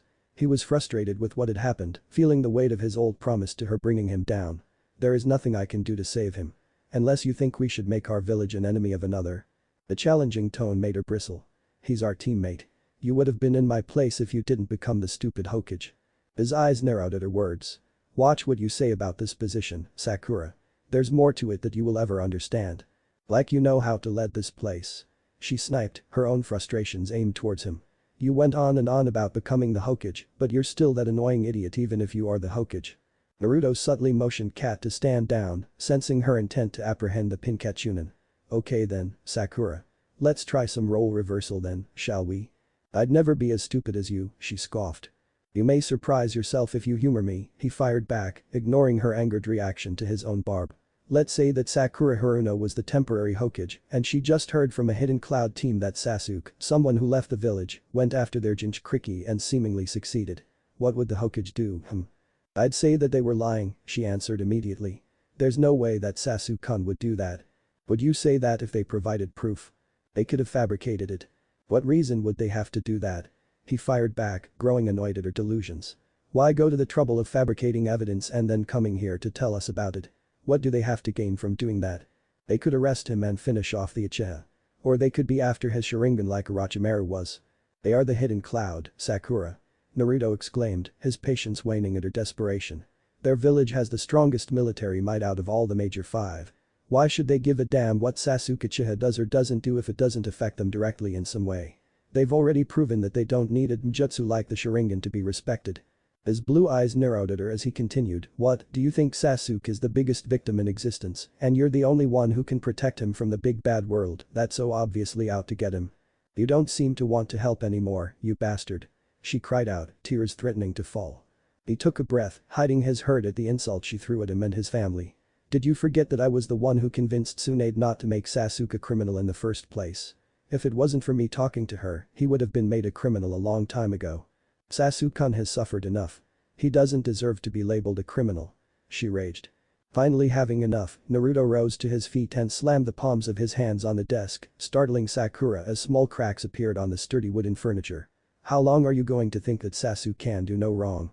He left the village and was partially responsible for the team sent after him nearly dying. He practically killed me 3 times when I was trying to bring him back home. But he was being controlled by his curse mark. She tried to argue. Wake up, Sakura. Everyone knows that he could have resisted it. Anko Mitarashi, someone who's had that snake's brand for years, has resisted it and has never shown any signs of being seduced or controlled by it. She's still a loyal leaf Kenwaichi. Sasuke had no reason to stay in the village since his only goal was to kill Itachi, not remain a ninja of the village. So, you're just going to wipe your hands clean of Sasuke-kun? She challenged through gritted teeth. Are you going to drop the promise you made to me? Seeing that argument coming, Naruto couldn't help giving her a look of pity and disappointment. There you go again, he muttered. Playing with my emotions so that everything works out for you and Sasuke. The disappointment changed to an accusing look as he added, did me telling you about Sasuke almost killing me just go over your head, or do you just not give a fuck? Am I not your teammate too, your friend? His tone became a whisper as he added, or was I just a means to an end for you? She almost winced, but she was too angry with the blonde to give in to her nagging guilt. Well, let me tell you now that I don't go back on my promises. I swore that I'd bring him back, and I will. When he saw her smirk triumphantly, he went in for the kill. Beauty never specified how he'd be brought back, did I? Her green eyes widened in terrified realization. Why you can't mean? Sasuke Uchiha is a registered traitor of the Hidden Leaf and a wanted criminal on an international scale as of a few days ago, thanks to his actions in the Hidden Cloud. Should he be apprehended by anyone, the order for his arrest states for him to stand trial in this village. So yes, he will eventually be returned, Sakura. However, it'll either be as a prisoner in chains or as a corpse in a body bag if people are pushed far enough. Taking a breath, he finished, this is the order of the Hokage. Tears welled in her eyes as she glared at him. You were always jealous of Sasuke-kun, and now you're supporting other people killing him, her fists clenched, her entire body trembling as she cried out, you're not fit to be Hokage. Hearing enough, Kat appeared behind the Chunin and subdued her, bringing the emotional Pinket down, with her arms locked behind her and a kunai next to her throat. Teary green eyes were wide in fear at what was happening, while Naruto sighed in disappointment. Kat, please escort Sakura out of here. I'm done speaking with her, he sadly ordered. Hokage-sama, permission to speak freely? The Anbu asked, deferring to his position purposely in front of the irate Pinket. His brow rose slightly, but he nodded once. Granted, he replied hesitantly. I strongly suggest that this girl, the woman put emphasis on how Sakura was behaving, be apprehended and looked over by Yamanaka. She obviously has some lingering mental issues she hasn't worked out yet, which could lead to her being a flight risk. Sakura's eyes widened once more before she started to struggle. I'm not having anyone look through my head, you bitch. It's your call, sir, Kat finished, easily holding Sakura down. Feeling his heart break, Naruto closed his eyes in defeat and nodded solemnly. See you done, Kat. Yes, sir, the Anbu replied, forcing Sakura to her feet to walk her out of the office.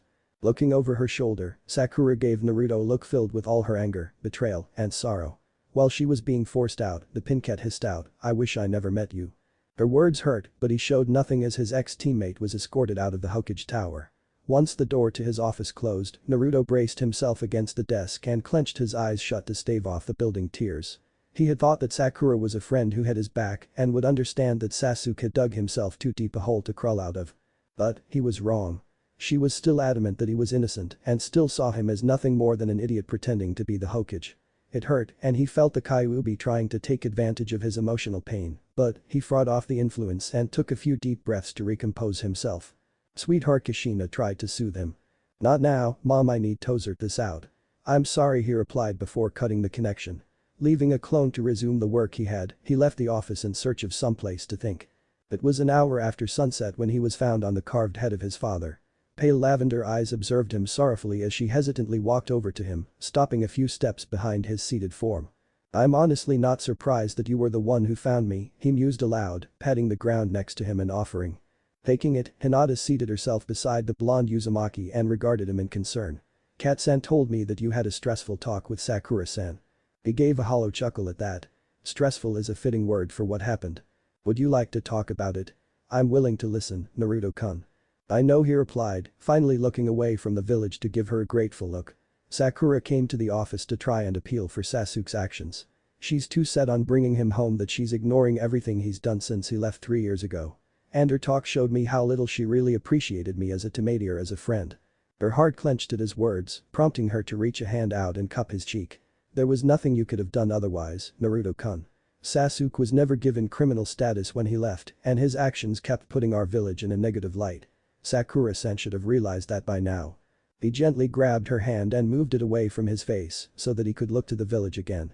You know, for as long as I can remember, I've dreamed and worked myself to the bone to become the Hokage. And now that I've reached that goal, even if it's only temporarily, I realize that even people with this kind of power or authority can still feel powerless and helpless.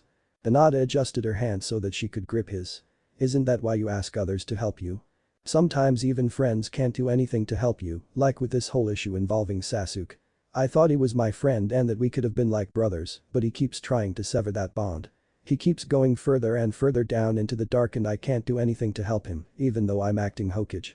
She squeezed his hand to get his attention. Don't shoulder the responsibility of someone else's mistakes, Naruto-kun. Sasuke has made his choice time and again, and you shouldn't try and become a scapegoat for his actions. It's unfair to you and it enables him, even if he doesn't know it. He was silent at her words, thinking them over alongside his past actions concerning the Uchiha. Sakura must have unconsciously realized this also, because she would always turn to you when something was going to happen to Sasuke. You were unknowingly enabling him to continue being a criminal, while also enabling Sakura to keep defending him. So it's my fault. Not fully, she assured him. You were just desperate to hold on to the closest thing you had to brotherhood, and that desperation made you act without realizing what could happen. She locked eyes with him and smiled gently as she finished. It was my desperation that made me jump in to try and save you, not knowing that seeing me you'd nearly make you lose yourself to the Kyuubi. She held up a hand to stop him from speaking, her smile never fading. I've accepted what happened, Naruto-kun. Please don't take that choice from me. He knew that she meant the choice of taking responsibility for his rage. He didn't want her to shoulder that guilt, but it only drove home what she was saying before. He unconsciously made himself responsible for keeping Sasuke safe over the years, which could have sent a mixed message about the Uchiha's actions. To the outside looking in, it was almost like he was okay with Sasuke's choices and supported them by stopping any sort of punishment. Do you understand now? Hinata asked softly, earning his attention again. Sasuke must take responsibility for what he's done. You are not to blame for what he did, only for delaying his deserved punishment. But, you can make up for it now by bringing him in to face the consequences for his actions. She took a breath and concluded, I don't want to see you tear yourself apart for him anymore, Naruto-kun, not when he spit on everything you've done for him over the years. I refuse to let that happen anymore to someone I love. His throat ran dry at her declaration, still unused to hearing someone state how deeply they care for him. He still had to take a moment whenever his mother said how she loved him, too. Hinata-chan has a good head on her shoulders, Naruto-kun. Listen to what she said and keep moving forward. You don't need to worry about Sasuke anymore, not when a larger threat is still out there. Nodding, he replied to both women, you're right. I can't keep trying to defend Sasuke anymore and I need to focus on stopping Akatsuki before they hurt anyone else. Hinata smiled at his decision. You know that I'm here to help you, Naruto-kun. Yeah, which is why you'll be coming with me to the Kage summit as one of my escorts, he replied, grinning at the surprise on her face. I would have told you earlier, but he let the statement hang and rubbed the back of his head sheepishly. Shaking off her surprise, she asked, does my father know? I'll have one of the Anbu tell him and explain my decision. I'll also take a moment to speak with him personally. I'm sure he'll want to know that you'll be kept safe, after all, and I intend to make that happen. She blushed at his declaration, her heart warming at his protectiveness for her. I'll make sure to keep you safe too, Hokage-sama. He made a face at the title, which caused her to giggle.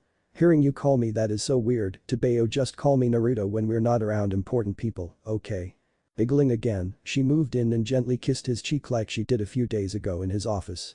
When she pulled back, both had faint blushes on their faces and she smiled up at his taller form. You'll always be Naruto-kun to me. He slowly smiled back at her, feeling a welcoming sense of comfort around the indigo-haired woman before him. Glad to hear that, Hinata-chan. It was just past midnight when Naruto went to speak with Hiashi concerning Hinata's position as his escort. He sat across from the older man, having explained why he felt Hinata was a valid choice. Now, he was waiting for the Hyuga to respond. He said nothing at first, a thoughtful look on his face as he went over Naruto's reasons.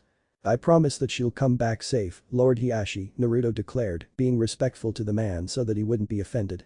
It was something Kushina had to help him do, considering how both Uzumaki showed their respect for others differently from the norm.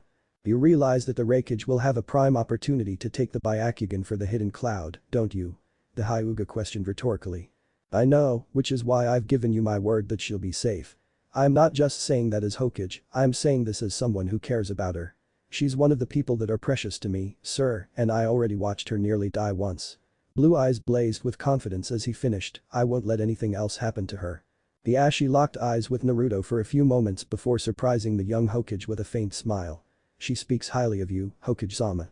She tells me that you'll do great things as the leader of this village, and I believe I'm starting to see why she feels so strongly about it." Naruto felt touched at Hinata's support for him, showing a small smile to the Hyuga head. "She noticed things about me that even I didn't know right away. I'm lucky to have support." The man nodded once in agreement. "I'll accept your decision to include her as your escort. However, I expect you to uphold your word about her safety." "Of course. Like I said, you have my word that she'll be safe." "Thank you. Hinata will be ready to join you in the morning." He waited for Naruto to stand up and head for the door before he spoke up again. "They would have been proud to see you now, Naruto-san, and I'm pleased to say that you've continuously surprised me over the years.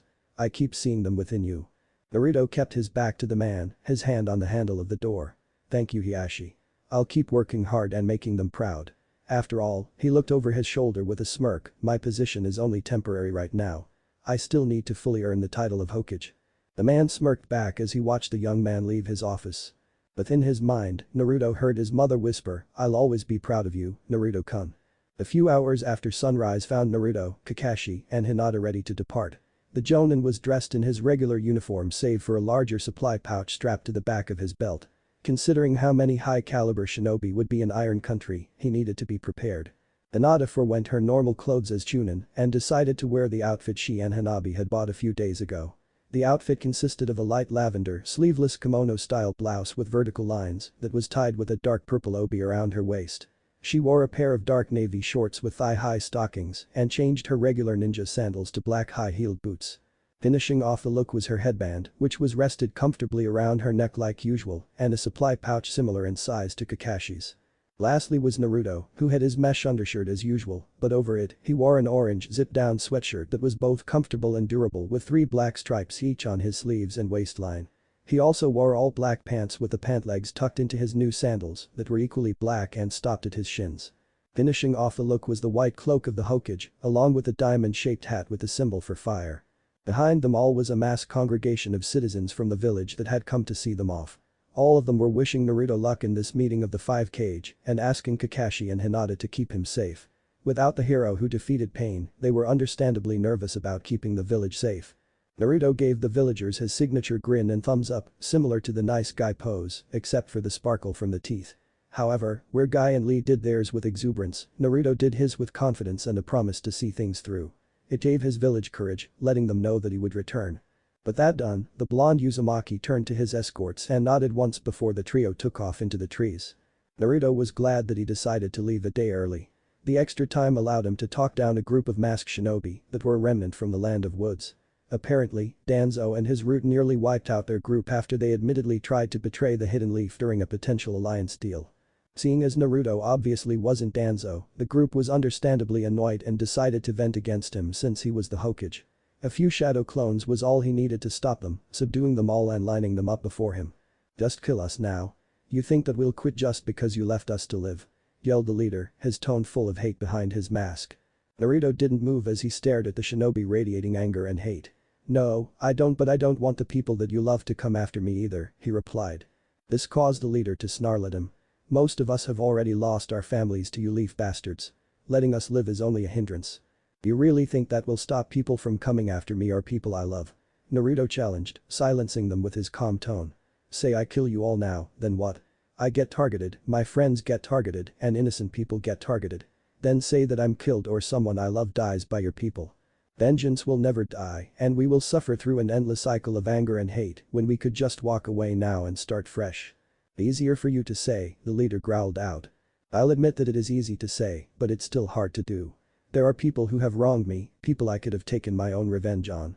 Instead, I've accepted that there's nothing I could have done. I confronted them, I fought them, and then I understood them before learning to forgive." He looked to the group as a whole and continued, "But that will never happen for you if you keep doing this. Please, I'm asking you to stop this, to go home and live. I don't want this cycle to continue, not when I can do something to stop it." The sincerity in his voice and face made them hesitate. The leader, from behind his mask, took a good look at the young man wearing the cloak of the Hokage.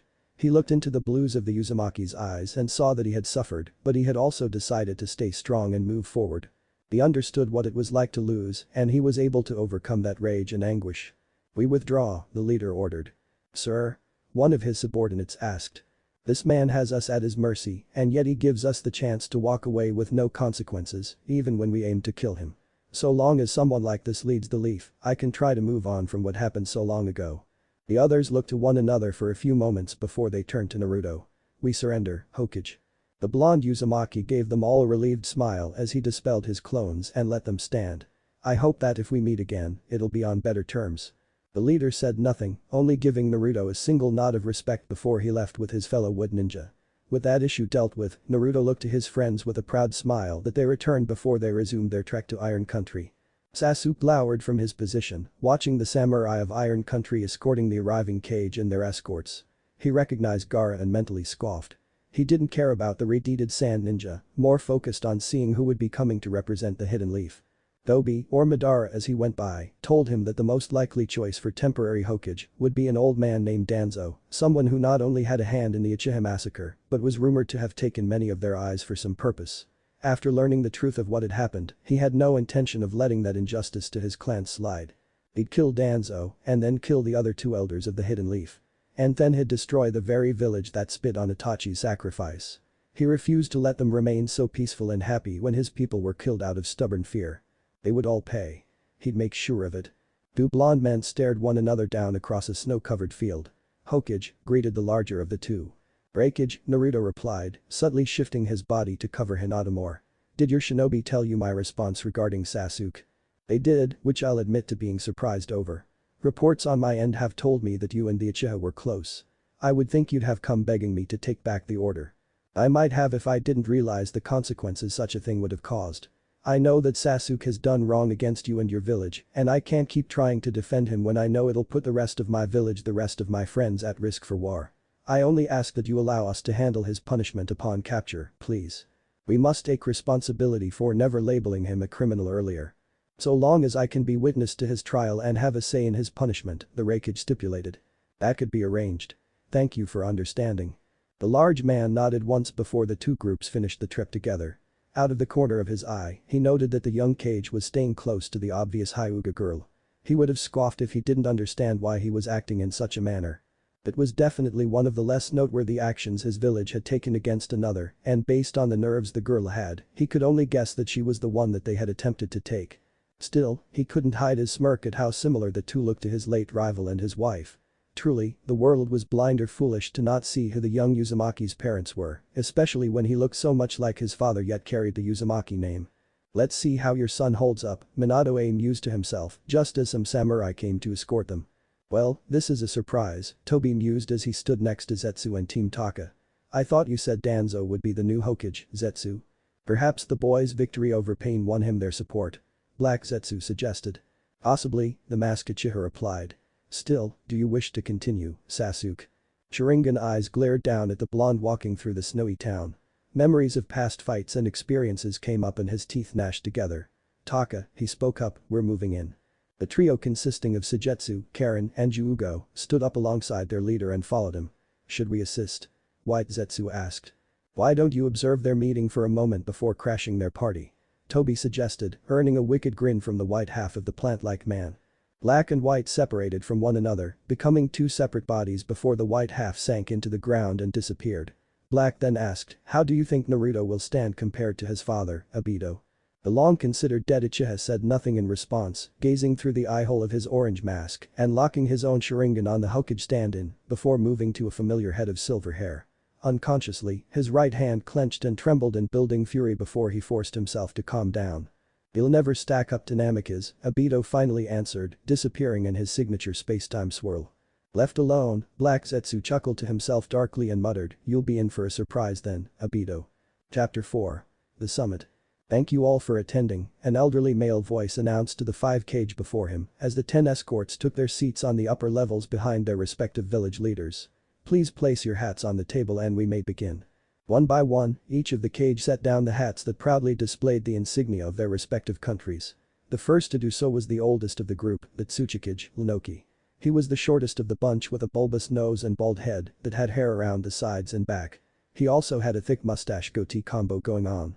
Next was the Raikage. He regarded Lunoki with a hard stare as they awaited the others.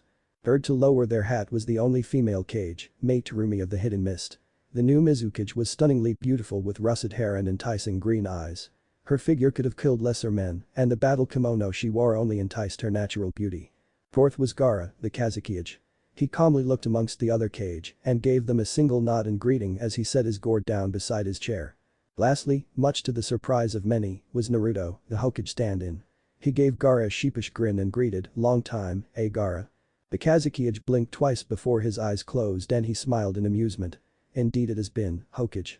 Inoki looked on with wide eyes at the sight of Naruto's appearance, unable to stop himself from seeing the late fourth Hokage in his place. Sewer Village's Bujiman had a child, eh? No doubt with that Spitfire that was with him on most battlefields. My, he's quite a looker, May mused to herself with a faint smirk as her eyes lit up slightly in delight. She caught a flicker of something and looked up to see lavender eyes staring back at her, narrowed slightly. Such a shame as always, the good-looking men are taken. If you would all please take your seats, the elderly samurai continued, prompting the 5 Kage to sit down. My name is Mifune, leader of the Land of Iron. I will act as the moderator and mediator of this meeting. I call this meeting of the 5 Kage to order. The floor is now yours. Gaara looked to the others before he spoke up, I'll go first, so listen up. The makeup of the 5 Kage sure has changed over the years, Inoki cut off rudely. You must be pretty special in order to be Kazukiage at your age. I'm sure your father taught you a few things. Naruto noticed his friend flinch minutely at that, making his blue eyes narrow. But apparently, he forgot to instill some manners into you. Perhaps, Gaara ceded, sharing a look with Naruto that made the blonde fight a smirk. But, that's why I was chosen as my village's Kage. TCH. Cheeky brat, grumbled the old man. Tsuchikage, please don't interrupt, May cut in. Kazukiage, please continue. Nodding in thanks, Gaara resumed, I know that the Akatsuki is dangerous, considering how I nearly died when they took the Ichibi from me. If it wasn't thanks to the efforts of the Hidden Leaf and the sacrifice of one of the Hidden Sand Elders, I wouldn't be here. He took a moment to let that sink in. I had requested aid from the other villages numerous times, only for those requests to be ignored by all except the previous Hokage. Unfortunately, with so many Jinchuriki captured, it's too late for aid. What we need is action. HMPH. Snorted at Tsuchikage, giving Naruto the impression that he was a prideful hardhead. If a village loses its host, they shouldn't go whining to others for help or trying to give orders. It should be recovered discreetly. If you can't even do that, then you don't deserve it. It's thinking like that right there that's keeping our villages from moving forward, Naruto cut in, frowning at the Tsuchikage. And what would the brat of a murderer know? You only say that because it was your people my father took down, the Uzumaki fired back. I bet if it were the other way around, that man would have been hailed as a hero, just like the fourth is back in the Hidden Leaf. May and Gaara both looked surprised at that, and most of the escorts were also struck by shock at what Naruto had confessed. Kakashi chuckled beside Hinata at the shocked expressions, while she grew worried at what Naruto's declaration would bring. If we only focus on ourselves and not our fellow ninja nations, then we become stuck in an era of stupid pride that starts to overpower our potential for peace.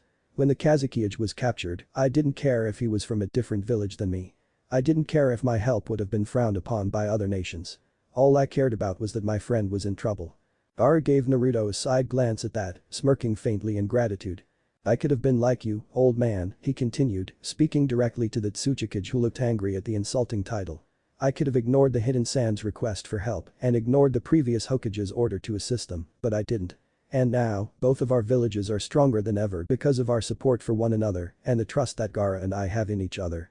May couldn't fight her smile at the speech, finding the blonde before her to be an inspiring and charismatic young man.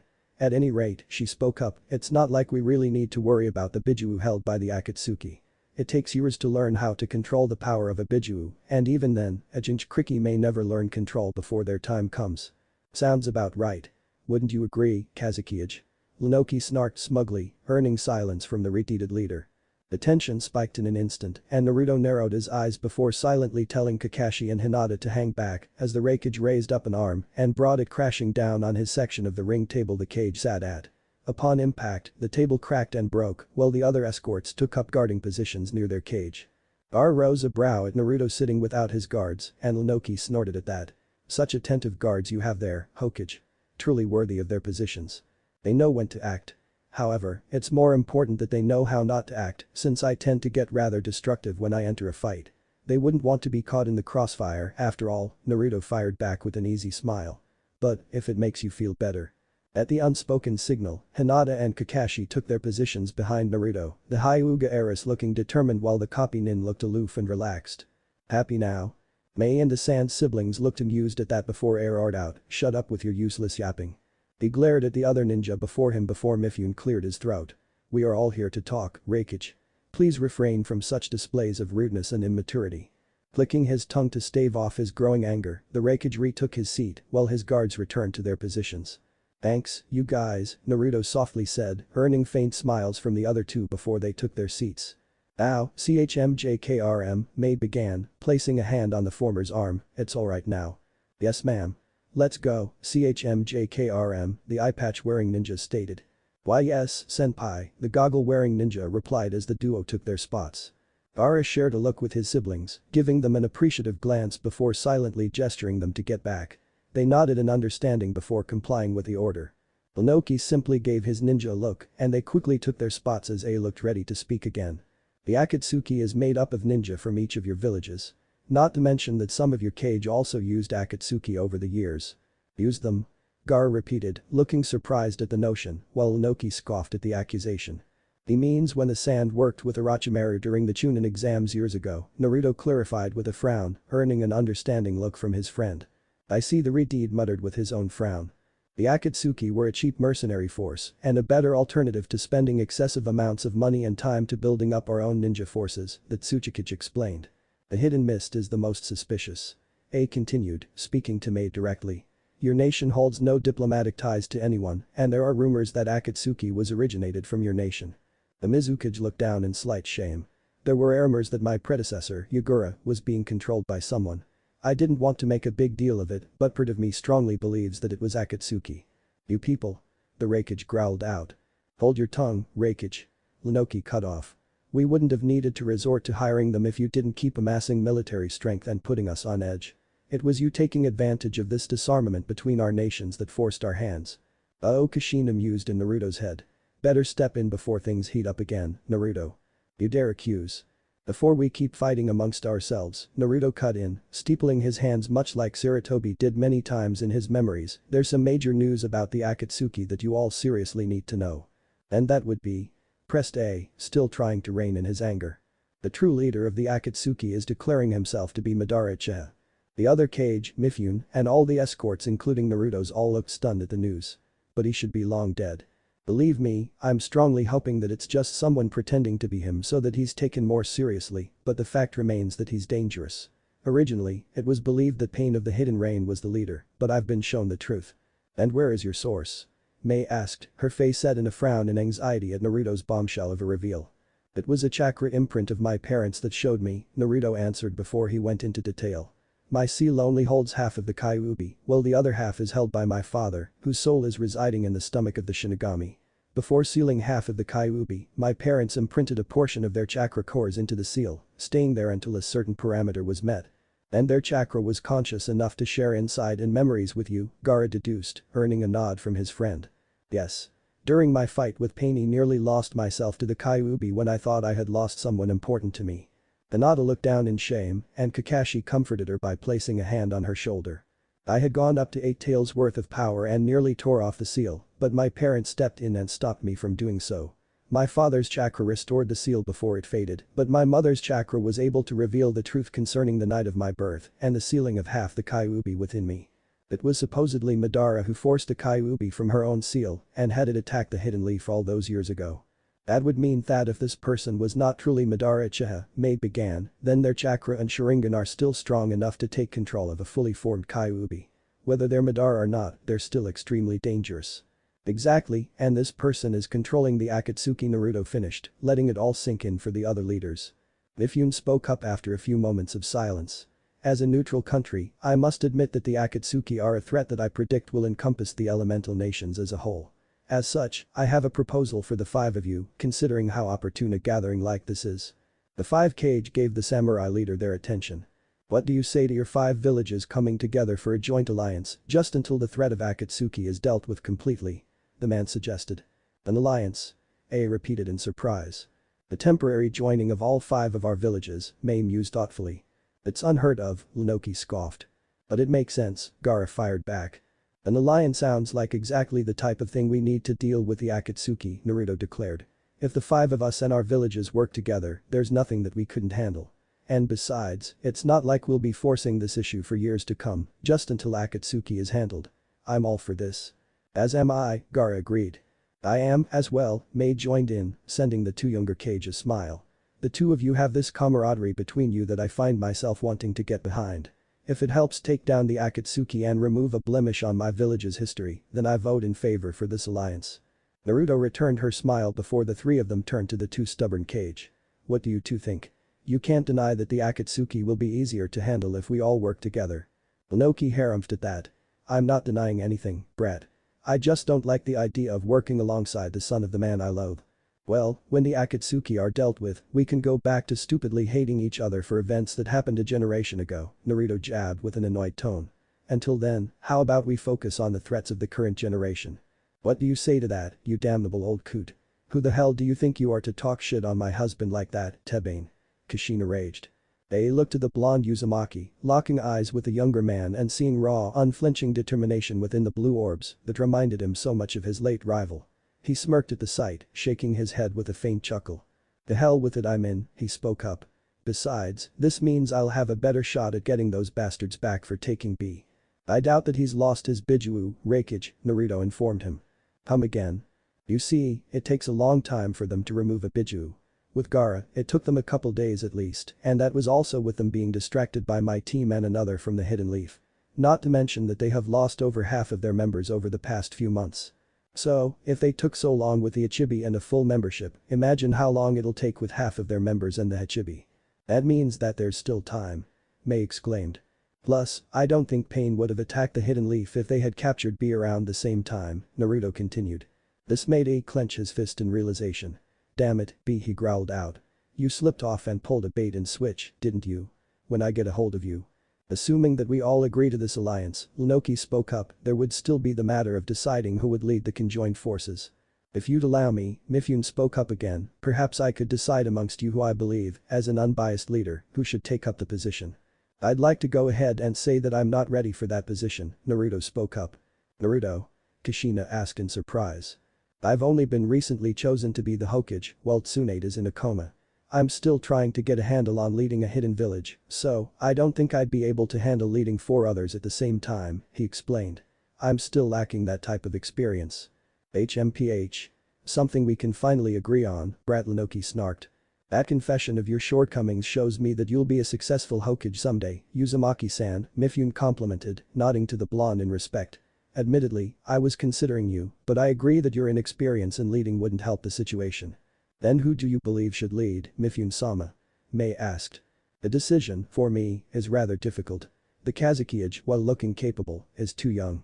I worry about his limited experience like the Hokage has admitted about himself. On the other hand, the Tsuchikage is too old and he's not as mobile as he used to be. Inoki growled at the truthful statements, looking away angrily. If you, Lady Mizukage, were chosen, then the others would worry about information leaks considering the history of your village, Mifune continued, earning a nod of understanding from the woman. This leaves the Reikage, though I'm concerned that his emotional outbursts may impede his ability to lead this alliance. They glowered at that, but he understood where the samurai was coming from. As such, my decision is your other half in position? Ready and waiting. Sasuke's team is also in a position to begin, but the samurai will no doubt spot them soon. Then let's begin. Hello, Everyone, White Zetsu exclaimed happily as he burst out of the center of the room. Now what? A yelled.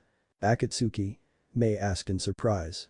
I was wondering if they'd barge in on this meeting, Inoki grumbled.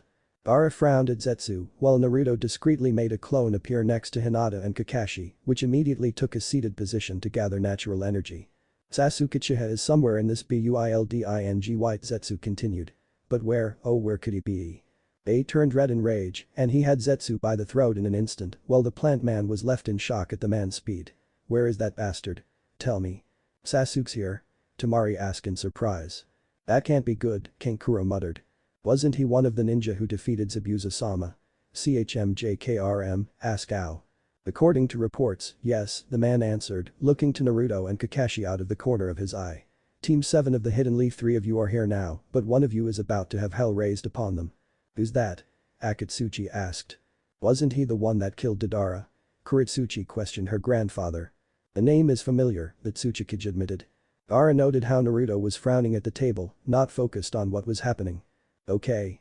I'll give you a hint. White Zetsu began before his neck was snapped by a SH plus, dairy. Let's go. The Reikage ordered. Was it necessary to kill him? If we had captured him, we could have gotten more intel, Mei admonished. Not with these guys, Naruto shot down calmly, refocusing on the others. They wouldn't betray their organization, Gaara agreed. They're too hardcore. I see. Mei sighed out. Sound the alarm and order all able samurai to bring down Sasuke Uchiha and any accomplices, Mifune ordered the two samurai behind him, who nodded and relayed the order through their communication sets shared amongst the higher-ranking samurai of the building. As this was happening, A burst through one of the walls of the room and rushed off to join the fray. Sorry about the door and the table, Darui sheepishly apologized before SH Plus urged him to follow their cage. But Grief Lunoki sighed with a smirk. He was always unruly as a child, but it looks like he's still the same as a cage. It takes all kinds, Tsuchikage, Mei fired back. Are we to join in? Naruto slowly stood up from his seat, exhaling tiredly as a defeated look appeared in his eyes. For a moment, he looked vulnerable to anything the world could throw at him. A hand pressed against his cheek, making him tense with widened eyes, before he looked to see Hinata was the one to snap him out of his daze.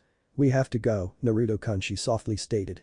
Mei rose a brow at the byplay, smiling at the obvious closeness between them and the even more obvious love the Hyuga held for the blonde Hokage. Truly a shame, but I doubt there are many who could show that level of dedication to the one they love. A nice catch you found, Hyuga-chan. You'd better keep a firm hold of him or else another woman will snatch him from you. I'll go on ahead, Kakashi informed Naruto before he took off. Hey, can I watch? I'd like to see just what this Sasuke guy is made of, Kuritsuchi asked. Fair. Do as you please, Lunoki waved off and his granddaughter quickly took off. Sweetheart, you need to face him, otherwise you'll never find your own closure to this, Kushina gently eased her son. Don't worry, you're not alone in this fight, but neither is Sasuke. You can't afford to hesitate. Taking a breath, Naruto gently removed Hinata's hand and gave her a single nod as his old determination roared with life in his eyes. Let's move. Right. She replied, taking off with the Uzumaki. Should we follow them? Temari asked Gaara, who simply stood up and gathered his gourd. I refuse to stay back and let my friend fight alone, the Kazekage declared. He turned to the remaining two Kage and requested, please remain here in case Sasuke comes here for Mifune-sama. We don't know what his endgame is, after all. Mei nodded once in understanding, while Lunoki grumbled about being ordered by someone a fraction his age. Arg. A samurai roared in agony as he was caught by Sasuke's Amaterasu. It had been aimed for the Reikage, but the man's lightning armor granted him incredible speed which helped him evade the black flames. The samurai wasn't so lucky. Quick. Put the flames out. Another cried. Don't touch them, fool. Yelled a third. Those aren't ordinary flames. Keep your distance. SH Plus had been rendered unconscious by a Jinjutsu from the Sharingan, while Darui was busy with Suigetsu and Jugo, who had used his curse mark to try and take on the Reikage, was knocked out by the sheer force of the man's power. Sasuke was also partially surrounded by some ribs of the fable Susanoo. Blind style. Great breakthrough. Declared a voice that was familiar to the Uchiha, and he turned to see Kakashi using the jutsu to blow the armor off the samurai as the Amaterasu reduced it to ash before dispelling. Kakashi Sasuke called out in a dull tone, earning the man's attention. A sigh escaped the Leaf Jonin's masked lips and he took a slouched stance with his hands in his pockets. I warned you about what your anger and hatred would bring you, Sasuke. I had hoped that you would have listened to me, but looks like I gave you too much credit. Don't patronize me, Haddock. You have no idea what I'm going through, what needs to be done. He would have said more, but his Sharingan caught movement out of his peripheral and he produced a skeletal arm from Susanoo to try and block an elbow strike from the Reikage. To his frustration, the arm trembled from the force and cracked in a few spots. Crackling was heard next and he turned to have the damaged arm backhand a wolf made of lightning that Kakashi sent towards him. Twin Manjikam eyes narrowed hatefully at the single Sharingan that his old sensei had uncovered. How many times has my clan's blood saved you, Haddock? You should be grateful to the Uchiha. His rage spiked again and the Susanoo grew into a skeletal torso with a horned skull attached to a spinal cord. Hollow eyes stared down at the other ninja from the skull, but they suddenly lit up with life, which took on a sick yellow glow.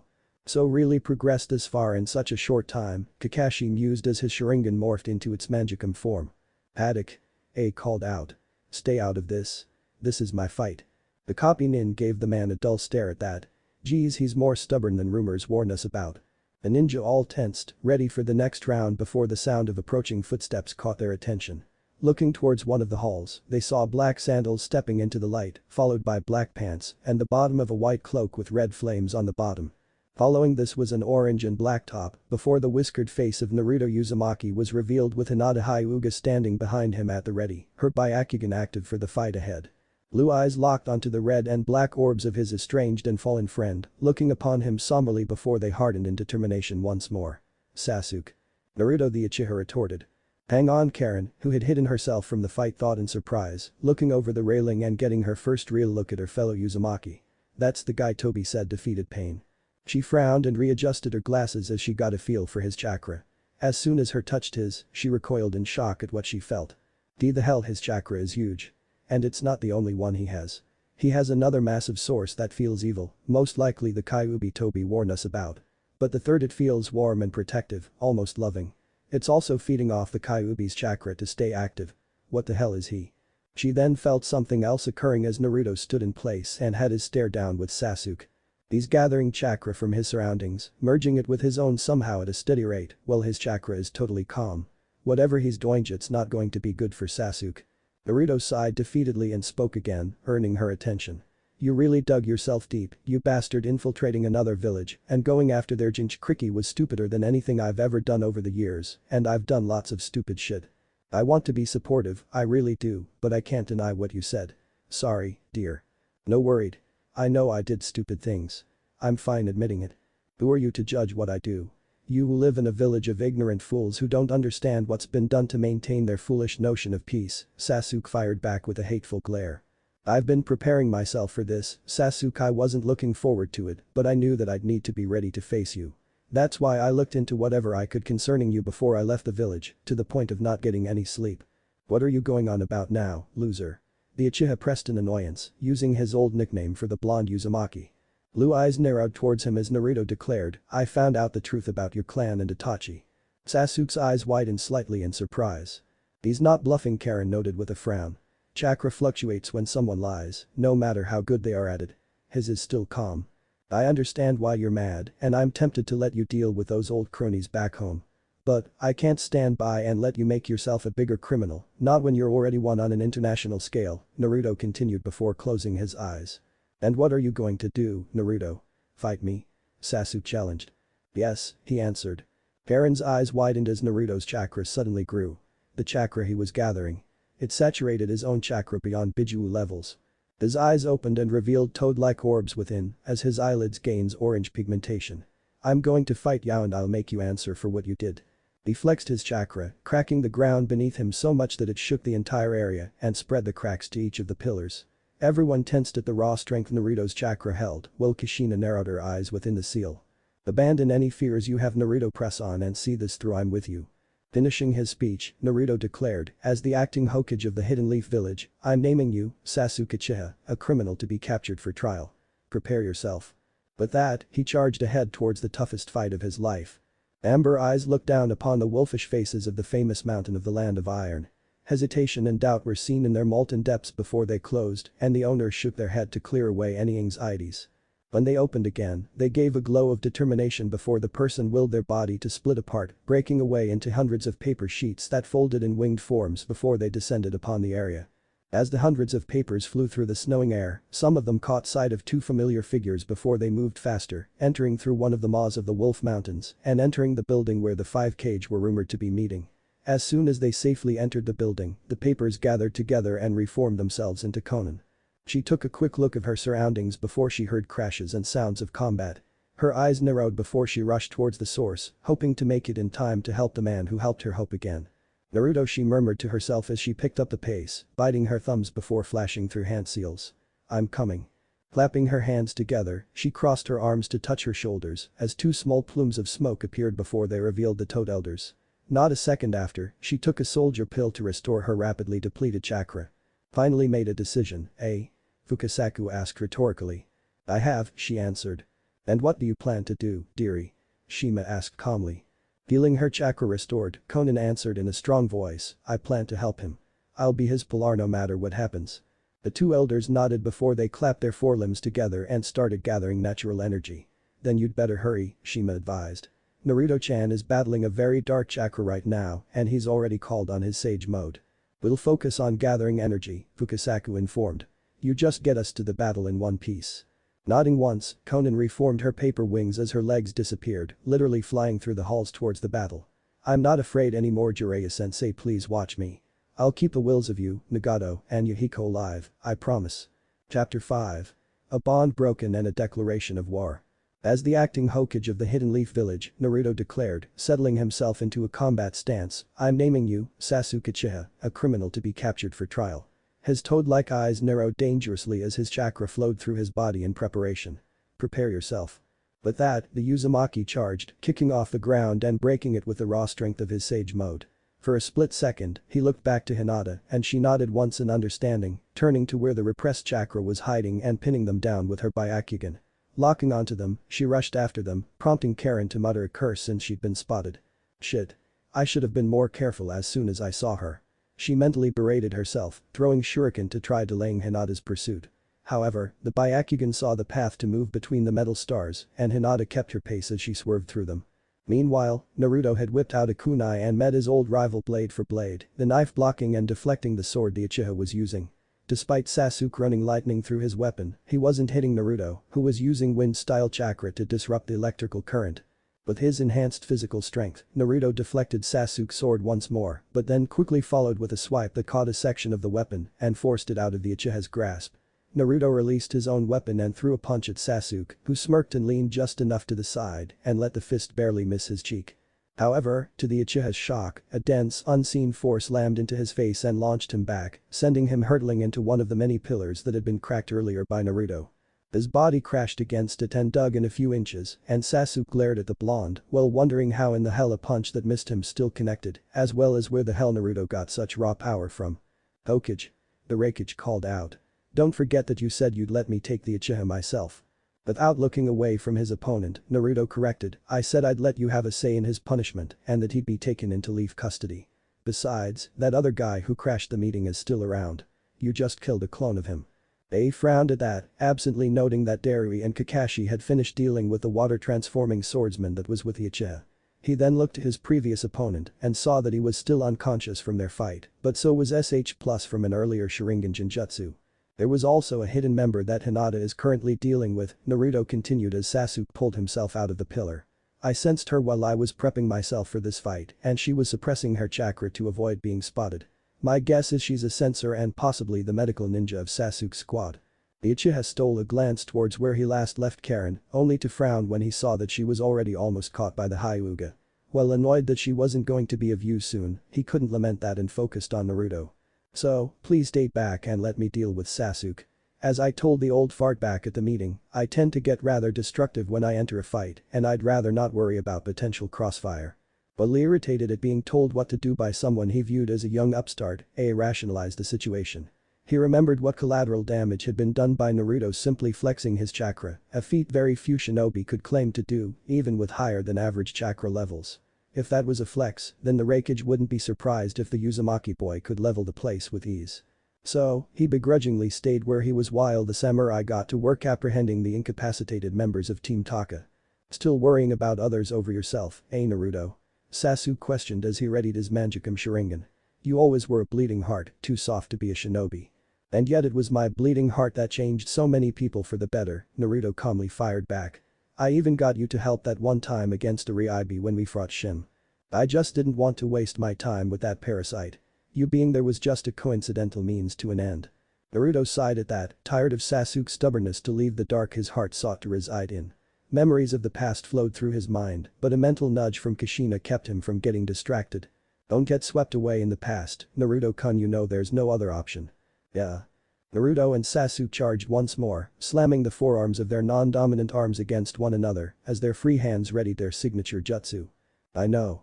Chidori Rasengan. An explosion of light engulfed the area, forcing many to either cover or avert their eyes so they wouldn't be blinded by the brilliant flash.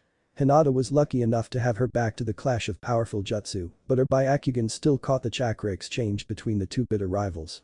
Naruto-kun, don't hold yourself back anymore, she mentally called out to him, knowing that it was something he unconsciously did in all of his previous fights with Sasuke. It will only give Sasuke more power over you. Karen hadn't been fortunate enough to avoid being temporarily stunned by the attack, leaving her open for the Hyuga to close some of her chakra points and render the redeeted young woman immobile. Falling to the ground, Karen groaned out in pain as she tried to move her body. With a frustrated huff, she gave up when she couldn't feel her body listen to her. Crap, I shouldn't have tried sensing that Naruto guy's chakra. It let me get spotted. Perhaps, Hinata agreed, her voice naturally soft as she crouched down to get a better look at the sensor Kunoichi. Would you mind if I asked you something? Like I could stop you, princess. Ignoring the barb, Hinata continued, are you in Uzumaki? I've met another, besides Naruto-kun, and she had red hair and impressive chakra like you do. Scoffing, Karen rhetorically asked, what do you think? If it's true, then why follow someone like Sasuke or Orochimaru? You ask as if most of us have a choice in the matter when it concerns Orochimaru. Very few willingly seek out that man, most are either taken or coerced into joining his ranks. A sad frown found its way to Hinata's face. I'm sorry for assuming so poorly of you. Okay, what the hell? I'm your enemy, a prisoner now that you've disabled me.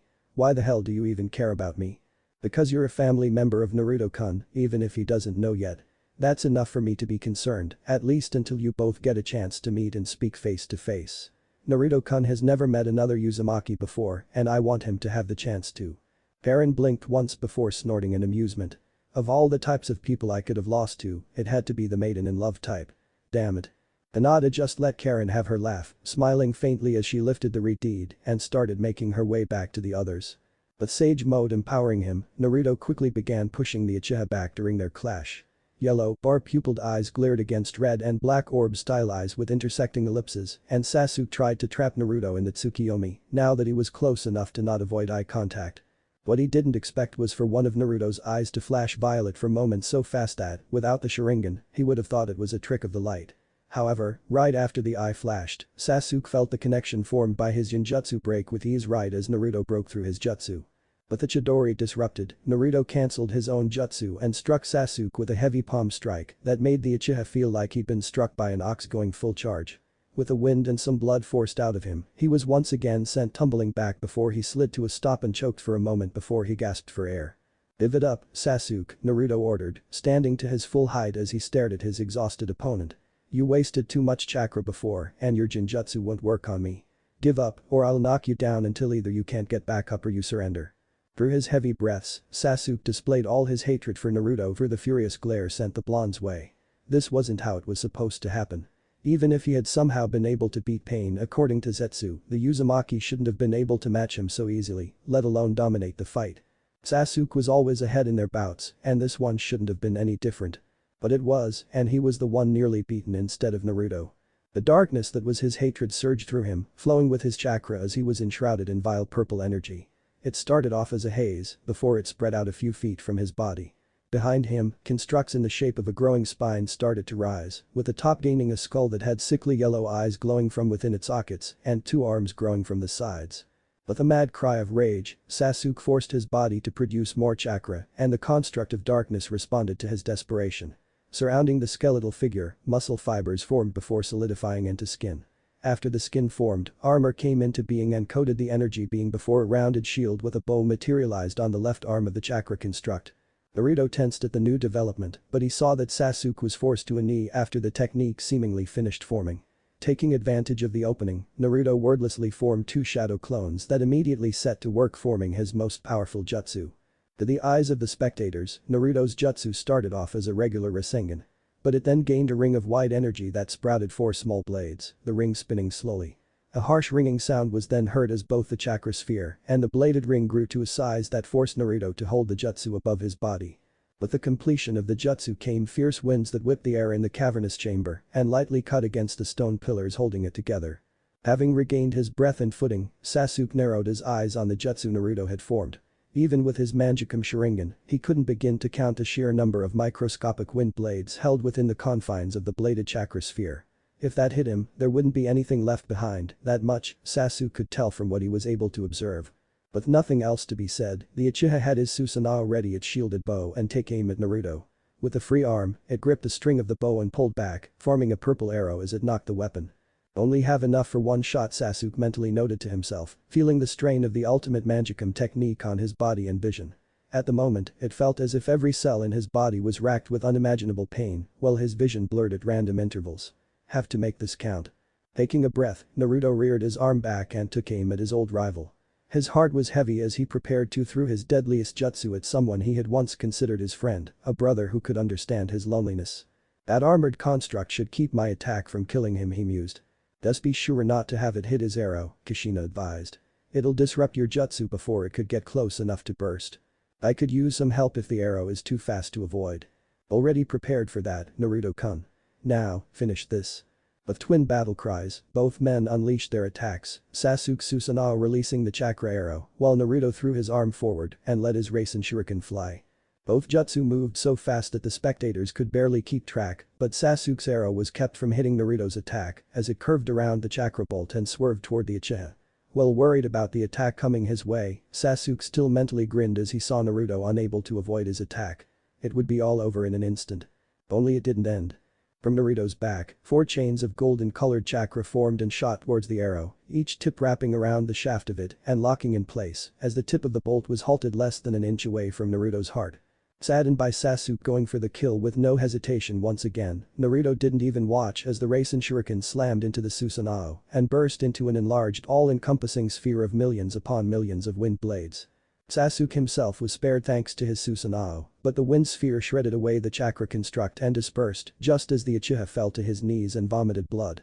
With no strength left, Sasuke fell to his side and lied still, his body having just under the bare minimum of chakra to stay conscious. He had been defeated. But the Rasen shuriken taking the remaining senjutsu of his sage mode, let out a tired sigh as he felt the drain on his energy. Still, he was able to stay standing and slowly began walking over to his defeated opponent. Only to stop when he saw a distinct swirl of space-time form right beside the Uchiha and revealed to everyone the masked visage of Tobi. Unknown to Naruto and Kushina, deep within the darkness behind the cage locked by the 8-trigram seal, a blood-red eye with a slit pupil as black as the deepest abyss opened before giving a brief glow of hatred. From the same darkness, a snarl echoed throughout the seal. Everyone was tense at the sudden arrival of the true leader of Akatsuki, gathering near Naruto to face the masked Uchiha as a group, while the samurai kept guard over the defeated members of Team Taka. Hinata, having handed Karen to one of the samurai just as Tobi arrived, stood next to Naruto and glared at the man with her Byakugan. According to Naruto and Kushina, this was the man that had been responsible for everything the night of Naruto's birth and his parents' deaths. The man who had brazenly called himself Madara Uchiha. My Tobi mused aloud, staring at the shinobi before him as black zetsu began sprouting from the ground next to him. To think that Sasuke would have been bested by you, Naruto. I knew you had grown strong, but I never realized just how much until now. So glad I was able to impress you, Naruto snarked.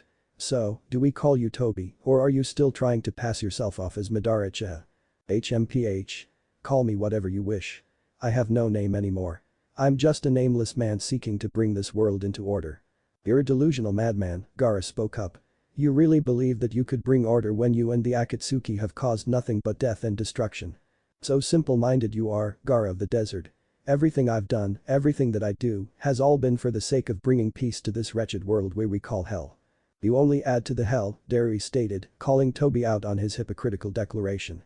You say you seek peace, but your actions say the opposite. Sometimes, in order to heal a damned world, it must be purged of all who contaminate it.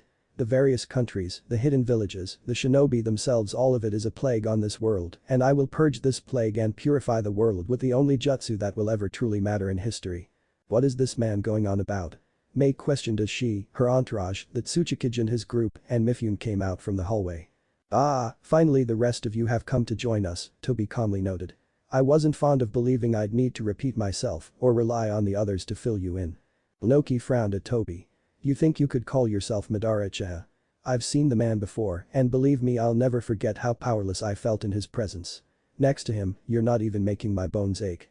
Chuckling, Tobi replied, I doubt it takes much to make them ache, you fossil of a man. He ignored the glare from the shortest of the cage, looking to the group as a whole. Now, as I was saying, my plan is to use a jutsu that will be the ensnare the whole world, purging it of the plague that is called the shinobi. He paused for a moment, his masked visage looking down as if in thought. No, not just the shinobi, humanity itself. The others were shocked at the target Tobi proclaimed was in his sights. You're insane, Hinata softly muttered. Oh no, little Hyuga. I'm not insane, just a nameless broken man who's had enough of this miserable hell you all call life.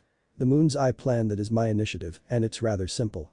Using the Biju, I will use their power to give me the strength to have my Tsukiyomi reflect off of the moon itself, trapping everyone in an illusion that will drown them in such glorious fantasy that they won't have the will to break free. He let it sink in for a moment. Every single person, whether they're man, woman, child, or elder, whatever they believe to be their paradise, they will be brought to and live out the rest of their days. Silence filled the cavern before Naruto heard Kushina mutter, "Hinata's right, this man, he's insane. You really think we'll just sit around and let you do as you please?" A questioned with a growl. "What's to stop us from attacking you now?" "Well," Toby began, taking a moment to absorb Sasuke into his Kamui and out of harm's way, "perhaps me declaring war on you all may stall you just long enough." "Yes, I think that will do nicely." "Or?" Kakashi repeated in shock. "Upon all the hidden villages?" Ao continued, just as stunned. "Yes. War, the fourth great ninja war." Toby exclaimed as Black Zetsu grinned maliciously at them. "Gather your forces, shinobi. For mine shall meet you on the battlefield, and every death on your end will only bring me one step closer to the completion of my Moon's Eye plan." He gave a mad laugh at the tense, angry looks aimed at him. However, a familiar voice caught his attention and made Naruto look up in surprise. "Shigami dance. Explosive paper rain." Hundreds of sharpened blades made of explosive tags rained down upon Toby and Black Zetsu. The plant-like man quickly sunk back into the ground while Toby made his body intangible as the explosions destroyed where he was standing. Floating above everyone was Konan, no longer dressed in her Akatsuki robes and wearing midnight blue robes with a black sash wrapped around her waist. Her body had a paper look to it and currently had no legs, while two elderly toads were seen sitting upon her shoulders. She lowered herself to the ground and floated over to place herself between Toby and the other shinobi. "Konan. You came." Naruto exclaimed happily, making Ma and Pa Toad smile, while Konan felt her lips twitch. His joy was quite contagious. "I have a duty to fulfill and a promise to keep," she spoke up, looking over her shoulder to grace Naruto with a small smile. "You, of all people, should know how important those are."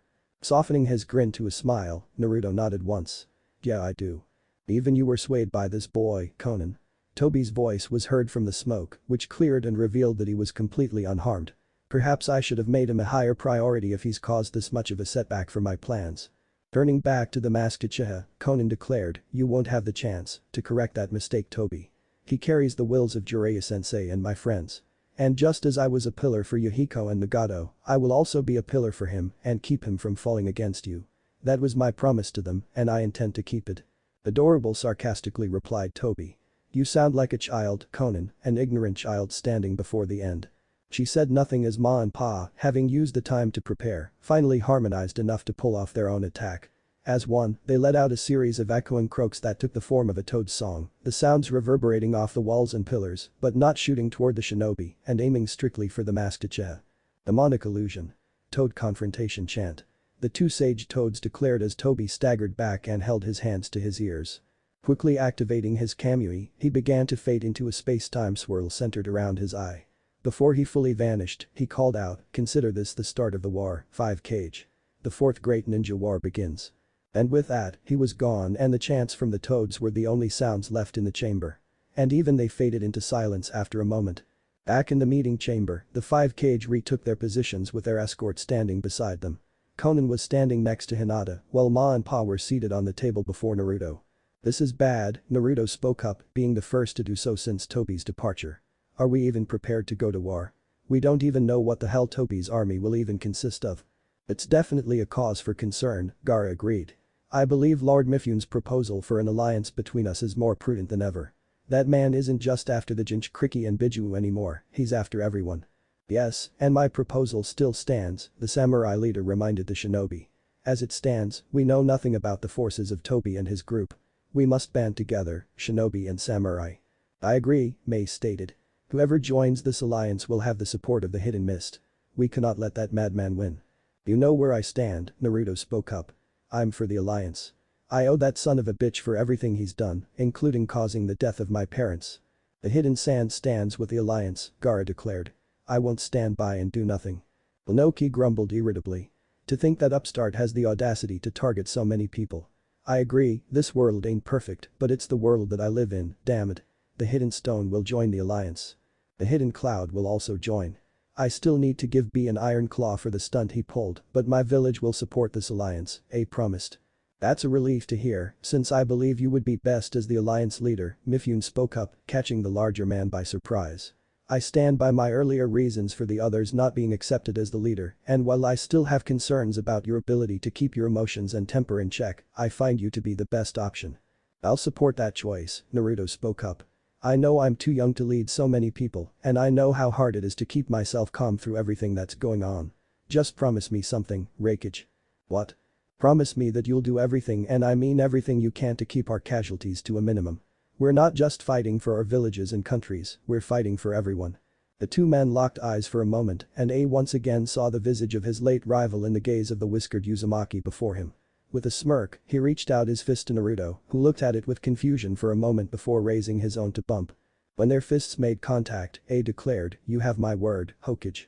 Smirking, Naruto replied, "Then, you have my support." "Mine as well, so long as you're willing to listen to us should we have anything to say against certain plans," Gaara stated. "No one person can lead," Mei spoke up. "It takes the support of those around them to truly be a leader. You guide us, and we'll stand with you, Reikage." "Just don't expect me to do all the heavy lifting, brat," Lunoki taunted with no malice. "I wouldn't ask that of a senior," the Reikage taunted back before turning to Mifune and nodding. "I will accept the responsibility given to me as leader of the Shinobi Samurai Alliance." "That's too much of a mouthful," Naruto noted. "Just call us the Allied Forces, or the Alliance." "That's perfect," Mifune noted with a faint smile. "Then, I call this meeting of the Allied Forces to a close. I suggest we all inform our villages of what's happening and have our main forces meet somewhere large enough to fortify." "The hidden range should be large enough," Konan spoke up. "You could consider it my contribution to the Alliance. Most of our shinobi won't be strong enough to take part in the war itself, but I could have them sent to the other villages to help fortify them should Tobi try targeting them as the war starts. The main battlefield will be just a distraction. He wants to attack the other villages, with most of their forces fighting away from their homes." Mifune nodded in agreement, as did A. "We'll all meet in the hidden rain in 2 weeks' time," the Reikage stated. "Everyone is to return home, inform your village, and gather your forces until then." The others nodded and began to leave the meeting chamber. Only the leaf, the sand, Konan, and the toads remained. "I'm glad you came, Konan," Naruto spoke up with a smile. "As I told you, I have a promise I intend to keep. I will support you as long as you carry the will of our sensei and my friends," she stated. "I appreciate that, and I will do my best not to let you down." "Will you return to the hidden rain?" Hinata asked. "I've already sent a paper clone to deliver news of the plan to my village. I will accompany you to the hidden leaf in the meantime. I have something to ask of you, Naruto, and it must be done within the walls of your village and away from those who wish to pry." Well, curious, Naruto nodded in understanding before turning to Gaara. "Safe travels on the way back." "Are you upset we couldn't capture Sasuke?" he asked back, showing concern for his friend. "Not so much upset, but I am worried. Tobi is in Uchiha too, and he was able to give Dad a run for his money. Who knows what he could teach Sasuke while he recovers." "Best not to dwell on those worries, Naruto," Kakashi advised a blonde Uzumaki. "We should focus on letting the elders and Shinobi Council know what's happened." The frown found its way to Naruto's face at the mention of the elders, remembering how they were connected to the Uchiha massacre. He was gonna have a few words with them when he got back, and he'd make sure the Shinobi Council was there to witness that conversation. Sensing his anger, Hinata reached over and gently grasped his hand. She was relieved to see him relax after a moment and give her a grateful look. "If you need us on the battlefield, Naruto-chan," Ma spoke up, "you can always summon us." "Aye," Pa agreed. "Mount Mamboku will fight should you ask us." "Thanks. I appreciate it, Ma and Pa," Naruto replied gratefully as they dispelled. "Well, we should get going. I'm gonna have some shadow clones carry Sasuke's old team with us so that Ibiki and Anko could get some info out of them." Hinata perked up at that. "Naruto-kun. About the girl on Sasuke's team, there's something you should know." Chapter 6. Truths revealed. Naruto had opted to personally carry the redeeted member of Team Taka, while he had shadow clones carrying the other two members behind him. The reason for this was because he hoped to talk to her during the return trip back to the Hidden Leaf. Hinata and Konan were flanking him, while Kakashi trailed behind his clones to watch the group's rear. So he tried to start, sounding a bit awkward. He had no clue where to begin. Perrin rolled her eyes at her fellow Uzumaki's hesitance. "Okay, let's go ahead and clear the air here, Whiskers. Yes, I'm a fellow Uzumaki. Yes, I followed Sasuke willingly. No, Orochimaru most likely didn't know I was in Uzumaki. And yes, I can sense how fucked up your chakra is compared to regular people."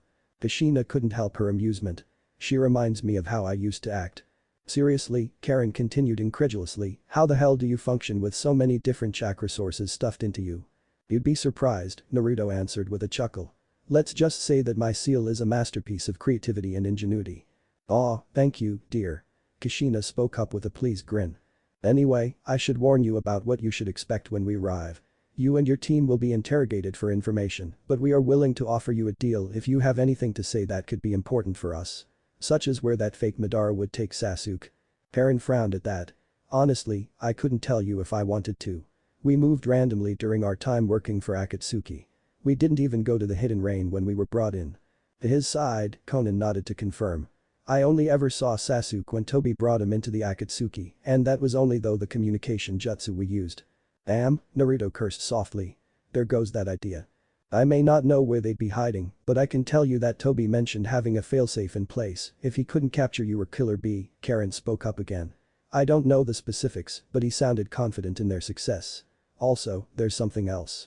Dear, she turned her head as much as she could to look to the silver-haired Jonin. What? He asked, slightly curious as to why she was scrutinizing him.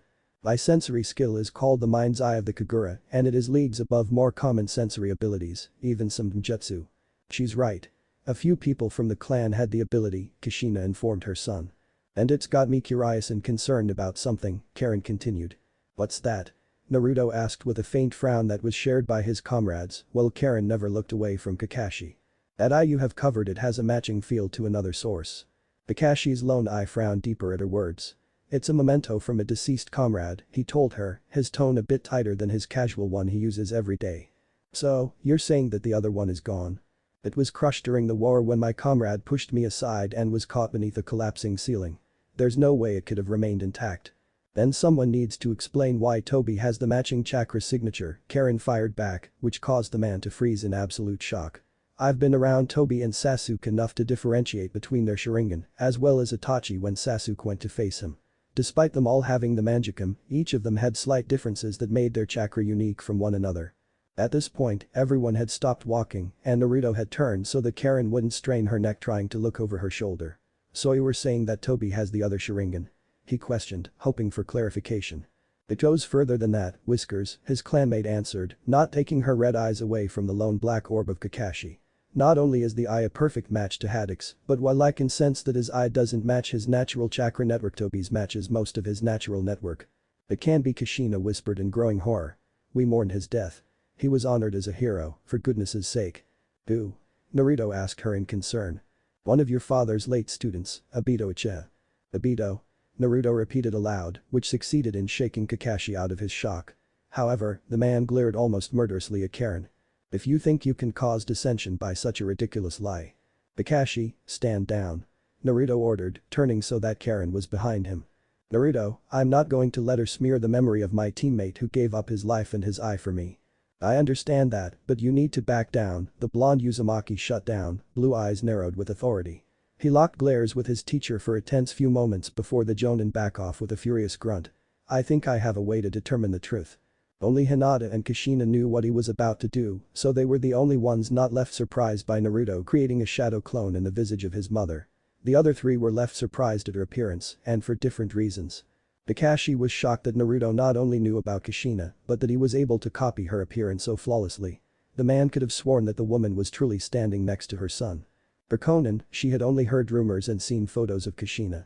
It amazed her that such a legendary woman was the mother of Naruto, who she had chosen to dedicate her support to. It only drove home how important Naruto was for the dreams of Jiraiya, Yahiko, and Nagato. As for Karen, she was amazed at what she had sensed from Naruto's chakra when he summoned her.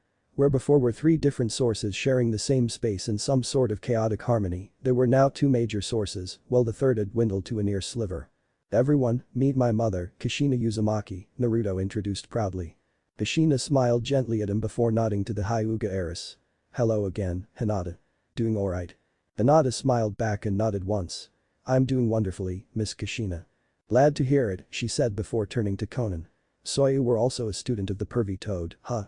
Konan couldn't fight the small snort of amusement at the title for her late teacher. A smile was seen on her face at the memories of her time under his tutelage alongside her equally late friends. He looked after me and two close friends of mine in the Hidden Rain sometime during the Second War. We studied under him for a few years before he departed, but his teachings were the foundation of our growth as ninja. Well, I'm glad to hear he had some lasting impact besides with my husband and my son. He wasn't the best teacher from what I witnessed, and he was an irredeemable pervert of the highest order, but he was also a good man with an inspiring goal for peace. His goal inspired us as well, though we wound up twisting the true meaning of that goal for our benefit over the years, using it as an excuse to try and justify what we were doing. But you and Nagato turned yourselves back down the right path, Naruto spoke up with a smile. You just needed a sibling student to bring you both back. Konan turned her smile to Naruto, inclining her head slightly in both recognition and gratitude. Kushina then turned to Kakashi, and her smile fell for a sympathetic expression. You've gotten yourself into another whirlwind of emotional drama, haven't you? Kakashi turned to Naruto and began, Naruto, this isn't the time for. Boy. Don't look away from me when I'm speaking to you, kitten boy. The Uzumaki woman admonished, once again shocking Kakashi at what she called him. It had been a teasing nickname she had given him when people started referring to Kakashi as the copycat ninja. She thought the title was ridiculous and started calling him kitten boy to keep him humble. It was definitely more embarrassing than humbling, even now as she spoke it in front of everyone else. Naruto and Hinata both bit their lips to hide their amusement, while Karen had no such qualms and laughed loudly. Holy shit. That's hilarious. She managed to cry out through her laughing fit. Even Konan had to look away so that her amusement could remain unnoticed. Ayukashina senpai Kakashi stammered for a bit before finally voicing his disbelief. But how? Let's just say that I had more of a hand in the seal on Naruto than people believed. You all didn't seriously think that Minato deserved all the credit, did you? She grinned and continued, I taught Minato practically everything he knew about Kenjutsu. Sure, he may have improved Lord Second's flying Raijin, but that was after years of his own personal research into space-time theoretics. Those aren't really my style when it comes to Kenjutsu. I summoned her as a shadow clone so that she can see if Karen is being honest or not. Since mom's a more experienced Uzumaki than me, she should know what to look for. Karen is an Uzumaki with an ability that mom says our clan had. Kushina gave her son a brief smile before turning her attention to Karen. Tell me, is everything you're saying about Tobi having a matching chakra network to Kakashi's eye the truth? Be honest with me, one Uzumaki woman to another. Karen swallowed the lump in her throat at the serious visage of her fellow clanswoman. With a rapid series of nods, she replied, I'm being totally honest. I swear on my blood and on my dead mother's soul. Kushina kept her gaze locked on Karen's for a few moments longer, unnerving the poor girl before finally easing up with a weary exhale. Fuck, she cursed in a low tone. How could this have happened? Kushina senpai Kakashi began, sounding almost desperate. Please tell me this isn't real. As much as I wish it wasn't, Kakashi believed Karen. The true identity of Tobi Isabito. Kakashi was silent for a few moments, too shocked to believe it for a time, before lightning surged in his hand. With a shout of pent-up anguish and fury, Kakashi thrust his hand into a nearby tree and tore through the trunk, sending it toppling over as he was left breathing heavily. Why? He whispered out as his breathing got back under control. His voice was one full of shame and regret. I wish I knew, Kakashi, Kushina answered, though she looked visibly incensed. All I do know is that Obito is currently our enemy, that he's declared war on practically the entire world, that he'd after my son and that he's responsible for everything that happened the night of Naruto's birth. I know you want answers, but I'm not going to be pulling any punches when I personally interrogate him. Naruto was saddened to see what this reveal had resulted in for his mother and teacher. One of them looked ready to go on a warpath, while the other looked like their entire world had collapsed. Still, they couldn't just stand around. They needed to return to the village, drop off the 3 prisoners, while making sure Karen was given some leeway for her information, and send a message to the other 4 Kage about this. Look, we can discuss this more when we get back, he stated. Right now, our priority is to return to the village and inform the upper brass about the Kage summit and this new information. Plus, I'm worried about Granny's condition. The others, even Karen, nodded, though Kakashi did so reluctantly. With the decision made, Naruto returned Kushina's chakra to his seal, and the group resumed their trek back to the Hidden Leaf. After a long journey going as fast as possible, Naruto and the others had finally made it back to the village. Naruto wasted no time having the 3 members of Team Taka sent to the interrogation department with a message to have Karen separated from her old teammates. She was a willing informant now, which had earned her some small privileges. Afterwards, Naruto allowed Hinata to return home, asking her to inform her father that he and the other clan heads were to meet him for an emergency meeting. She nodded to him at her assignment and she departed after shyly kissing him on the cheek again. Normally, Kakashi would have made a teasing comment about that, but he was still processing how the person he had dedicated so much to was now the primary enemy of the Shinobi Alliance. Konan said nothing, but she smiled at the scene. She was visibly happy that her sibling student could have a genuine chance at happiness. Naruto returned to his office, only to be pleasantly surprised by Tsunade sitting in the chair and speaking to Shikamaru and his father. When she noticed him and the cloak he wore, she quickly got out of the seat and moved to embrace her knucklehead. "I don't know how you did it, but I'm very proud of what you've accomplished, brat," she said softly as she held him.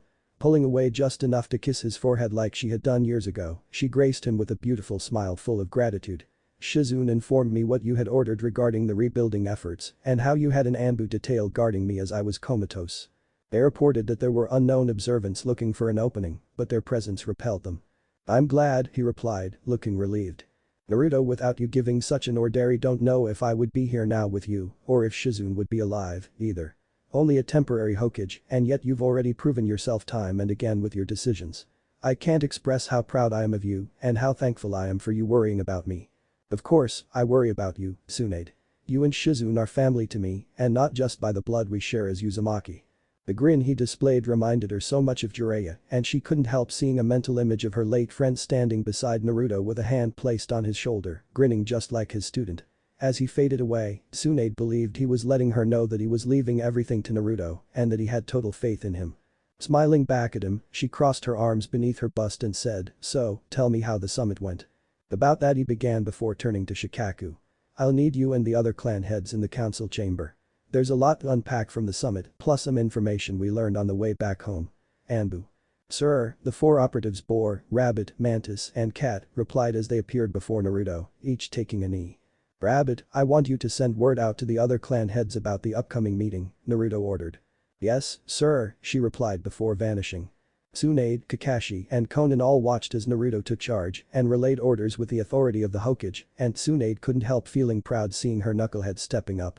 "Mantis, I want you to watch and report on the interrogation of Team Taka and make sure that they don't go overboard with Karen Uzumaki." Mantis bowed his head and vanished as well. "Boar and Cat, you two will be hidden within the council chamber. I want you to keep an eye on the elders, specifically Danzo." "Yes, Hokage-sama," Boar replied. "We'll be sure to pay close attention, sir," Kat added as she and her fellow operatives stood at attention. "Good." He turned back to Tsunade and continued, "I know you're supposed to be in charge right now, but I wanted to take the lead on this since I went to the summit and need to report on it." "By all means," she replied. "Besides, this is good practice for when you're official." He turned bashful at that for a moment before heading to the council chambers with her, Shikaku, Kakashi, Konan, and his two Anbu, who were following in the shadows to remain unnoticed. "This will be interesting," Kushina mused with a frown. "I'm worried about the general reaction will be." "Me too." Upon entering, Naruto was offered the seat reserved for the Hokage, but he respectfully declined so that he could stand on the floor while Tsunade took her rightful seat. Kakashi and Konan stood beside the young man, while Boar and Kat each hid above for a bird's eye perspective of the chamber. It was a bit of a wait for the clan heads and elder council to arrive, but the meeting soon went underway. "Good afternoon, everyone," Naruto greeted politely, even giving them a small smile. "I hope the rebuilding efforts have gone well during my time at the summit." "As well as we can hope," Homura answered. "With the extra assistance from Wave, Spring, and the Crescent Moon Kingdom, we're actually on a faster pace towards full recovery. Not to mention the revenue brought in by Jonin sent out on assignments," Kaharu added, grudgingly respecting the results of Naruto's orders. While she still felt he was too not to mention entirely disrespectful towards her and Homura, she couldn't deny that he had done well with the authority of Hokage. "May I ask why a member of the Akatsuki is standing beside you, Uzumaki-san?" Danzo asked, sounding calm while looking down on the three ninja from his seated position, a gaze that he believed was his right to do so. "She's an ex-member, Danzo, and please refrain from speaking out of turn," Tsunade requested sternly, looking down on him from her seated position. Internally frowning, the bandaged elder merely stayed silent at the reprimand. "Konan is here because she has some intel on the Akatsuki's leader, specifically, on some of his abilities," Naruto answered. "Not to mention that she assisted us during the skirmish at the Cage Summit, which was interrupted by Sasuke and his team.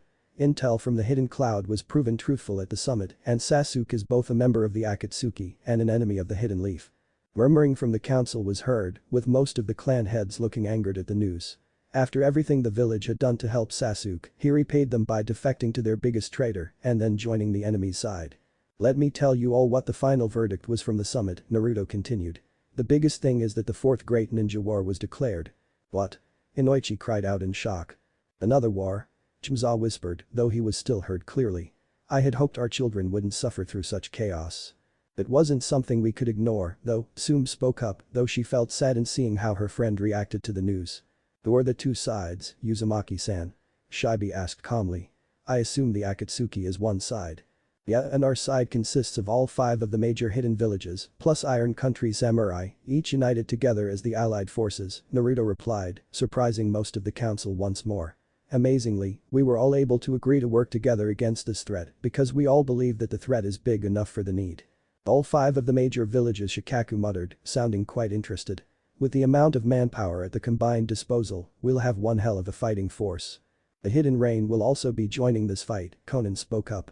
While most of our forces are only Chunin level in skill, we can still provide assistance in protecting the major villages, while our village will serve as a fob for the war.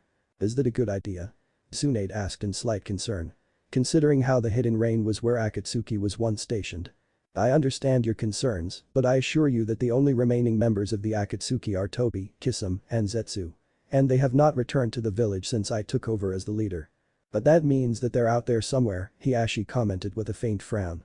Not to mention Sasuke and an unknown force, seeing as I doubt that they'd wage a war with only 4 members. Admittedly, I do not know what the main bulk of Tobi's forces will be, but I am still offering my villages support and resources to this war, Konan declared firmly.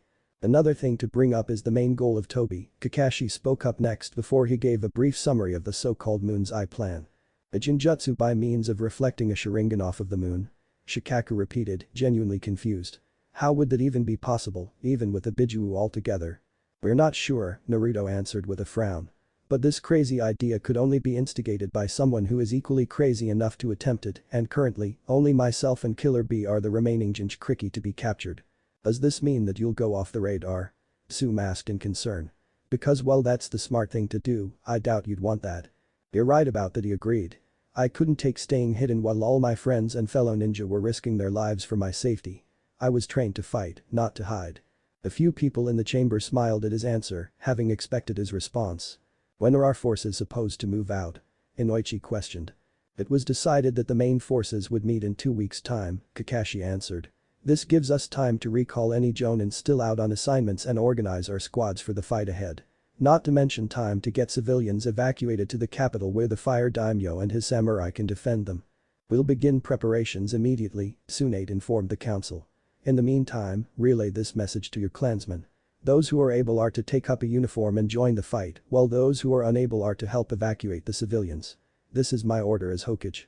Yes, Lady Hokage, the clan heads all replied as one. Before that, Naruto spoke up, there's one other thing that we learned, something that we need to relay to the other Kage and Lord Mifune. Which is? Tsunade pressed in concern, noting that Kakashi had his fists clenched in restrained anger. We found out Tobi's true identity, thanks to one of Sasuke's teammates, who is also a member of the Uzumaki clan. He's actually a leaf ninja who was presumed dead during the events of the Third Great War, Obito Uchiha.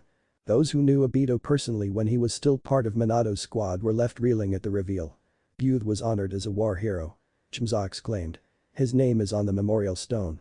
I know that it's a real shock, Kakashi spoke up quietly, and the room was silent so they could hear him. But the information is legitimate.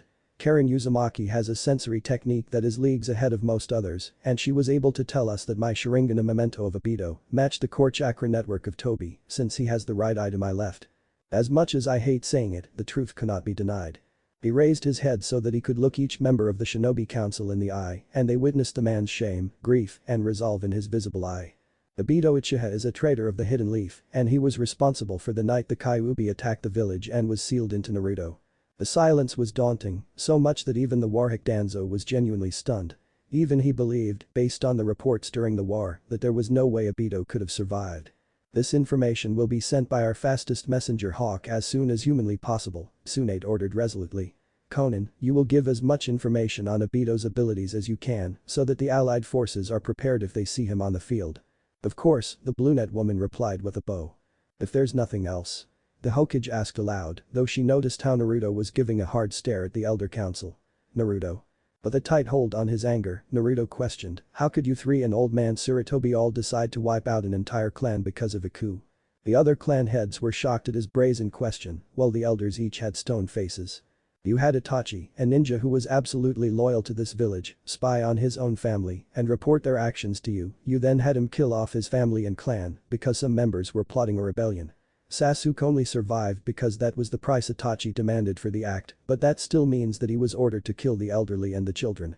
Tell me, were you all so scared of them that you approved of the deaths of innocent people who just happened to share blood with the traitors? It was necessary, Kaharu answered firmly. The Uchiha were traitors, and we needed to rip them out at the roots. Even if it meant the end of all the generations, Hamura continued, not sounding regretful in the slightest. All traitors of the Hidden Leaf must be eliminated, no matter what, Danzo rounded off. It is because we can make such weighted decisions that we are our own council in the village's authoritative system. They had nothing to do with the coup, though. Naruto exclaimed furiously. They were kids, for fuck's sake, and you're talking about their deaths as if they were conspirators too. We couldn't take the risk of them finding the truth, like I'm sure Sasuke and Obito most likely have by this point, Danzo fired back calmly. Besides, Hiruzen was the one who gave the final order, so, bringing this up is meaningless and a waste of time. You goddamn twisted bastard. Kushina raged within the seal. Naruto, Tsunade spoke up, hoping to calm him down. I understand why you're so upset, I am too. I never imagined that Sarutobi-sensei would make such an order, knowing that innocent blood would be spilled. But unfortunately, there's nothing we can do. It was an order by the Hokage, and the results, as much as I want to vomit admitting, were successful. Naruto glared at the elders, one of his eyes changing to Kushina's furious violet as his emotional state had him unconsciously mix their chakra together. Not entirely successful, seeing as there are two Uchiha with a grudge on our village, one that I believe is totally justified. Comments like that are that of a sympathizer, Uzumaki, Danzo spoke up. Is the hero of the leaf more loyal to dead traitors than his home? You mother, he growled out, but was held in place by Kakashi and Konan. Fucker. Kushina finished for him, wishing to rip the man in half. That's enough. Tsunade demanded. You three will be speaking with me in my office while everyone else initiates the wartime protocols and gets a message to the other cage. This damn meeting is adjourned. Naruto roughly shook himself out of the grip of Kakashi and Konan before storming out of the chambers. Konan frowned sadly and hurried after him, while Kakashi sighed before giving a discreet signal to Boar and Cat. Upon receiving a confirmed response, he too left the chambers while thinking of possible recruits. It seemed that a certain warmonger would need to be taken care of before the war truly began. Naruto, please wait. Konan called out to her sibling student, who thankfully complied and stopped walking. When she was next to him, she surprised him by bringing him in for a comforting hug. I understand your anger and frustration, but please don't let it control you. You're better than that. Am I really? He argued softly. I wanted nothing more than to rip them apart, and so did Mom. I understand I wanted to do the same as soon as I saw Danzo again. Don't forget that he had a hand in the events of the Hidden Rain when the Akatsuki was first starting out as a rebel force. It was because of him and Obito that we strayed from our original ideals. Naruto looked sympathetic to her visibly restrained anger, understanding that it must have taken all of Konan's self-control to not attack. If she had, then the meeting would have been a disaster. In any case, there's something important that I need to give you before the war, and you'll need these 2 weeks to get accustomed to them, she continued as she pulled out a sealing scroll. Accustomed to what? He asked slowly before his blue eyes went impossibly wide at what she unsealed before him. Holy shit. Kushina gasped out. With a firm expression, she answered, I want you to take Nagato's eyes, Naruto. I want Yato take the Rinnegan. What if Minato and Kushina wants Naruto back, Naruhina? And thanks for watching my video till the end. If you enjoy this content, then do consider subscribing to my channel and leave a like if you guys need the next part, comment down, and thanks for watching the video and see you guys in the next video.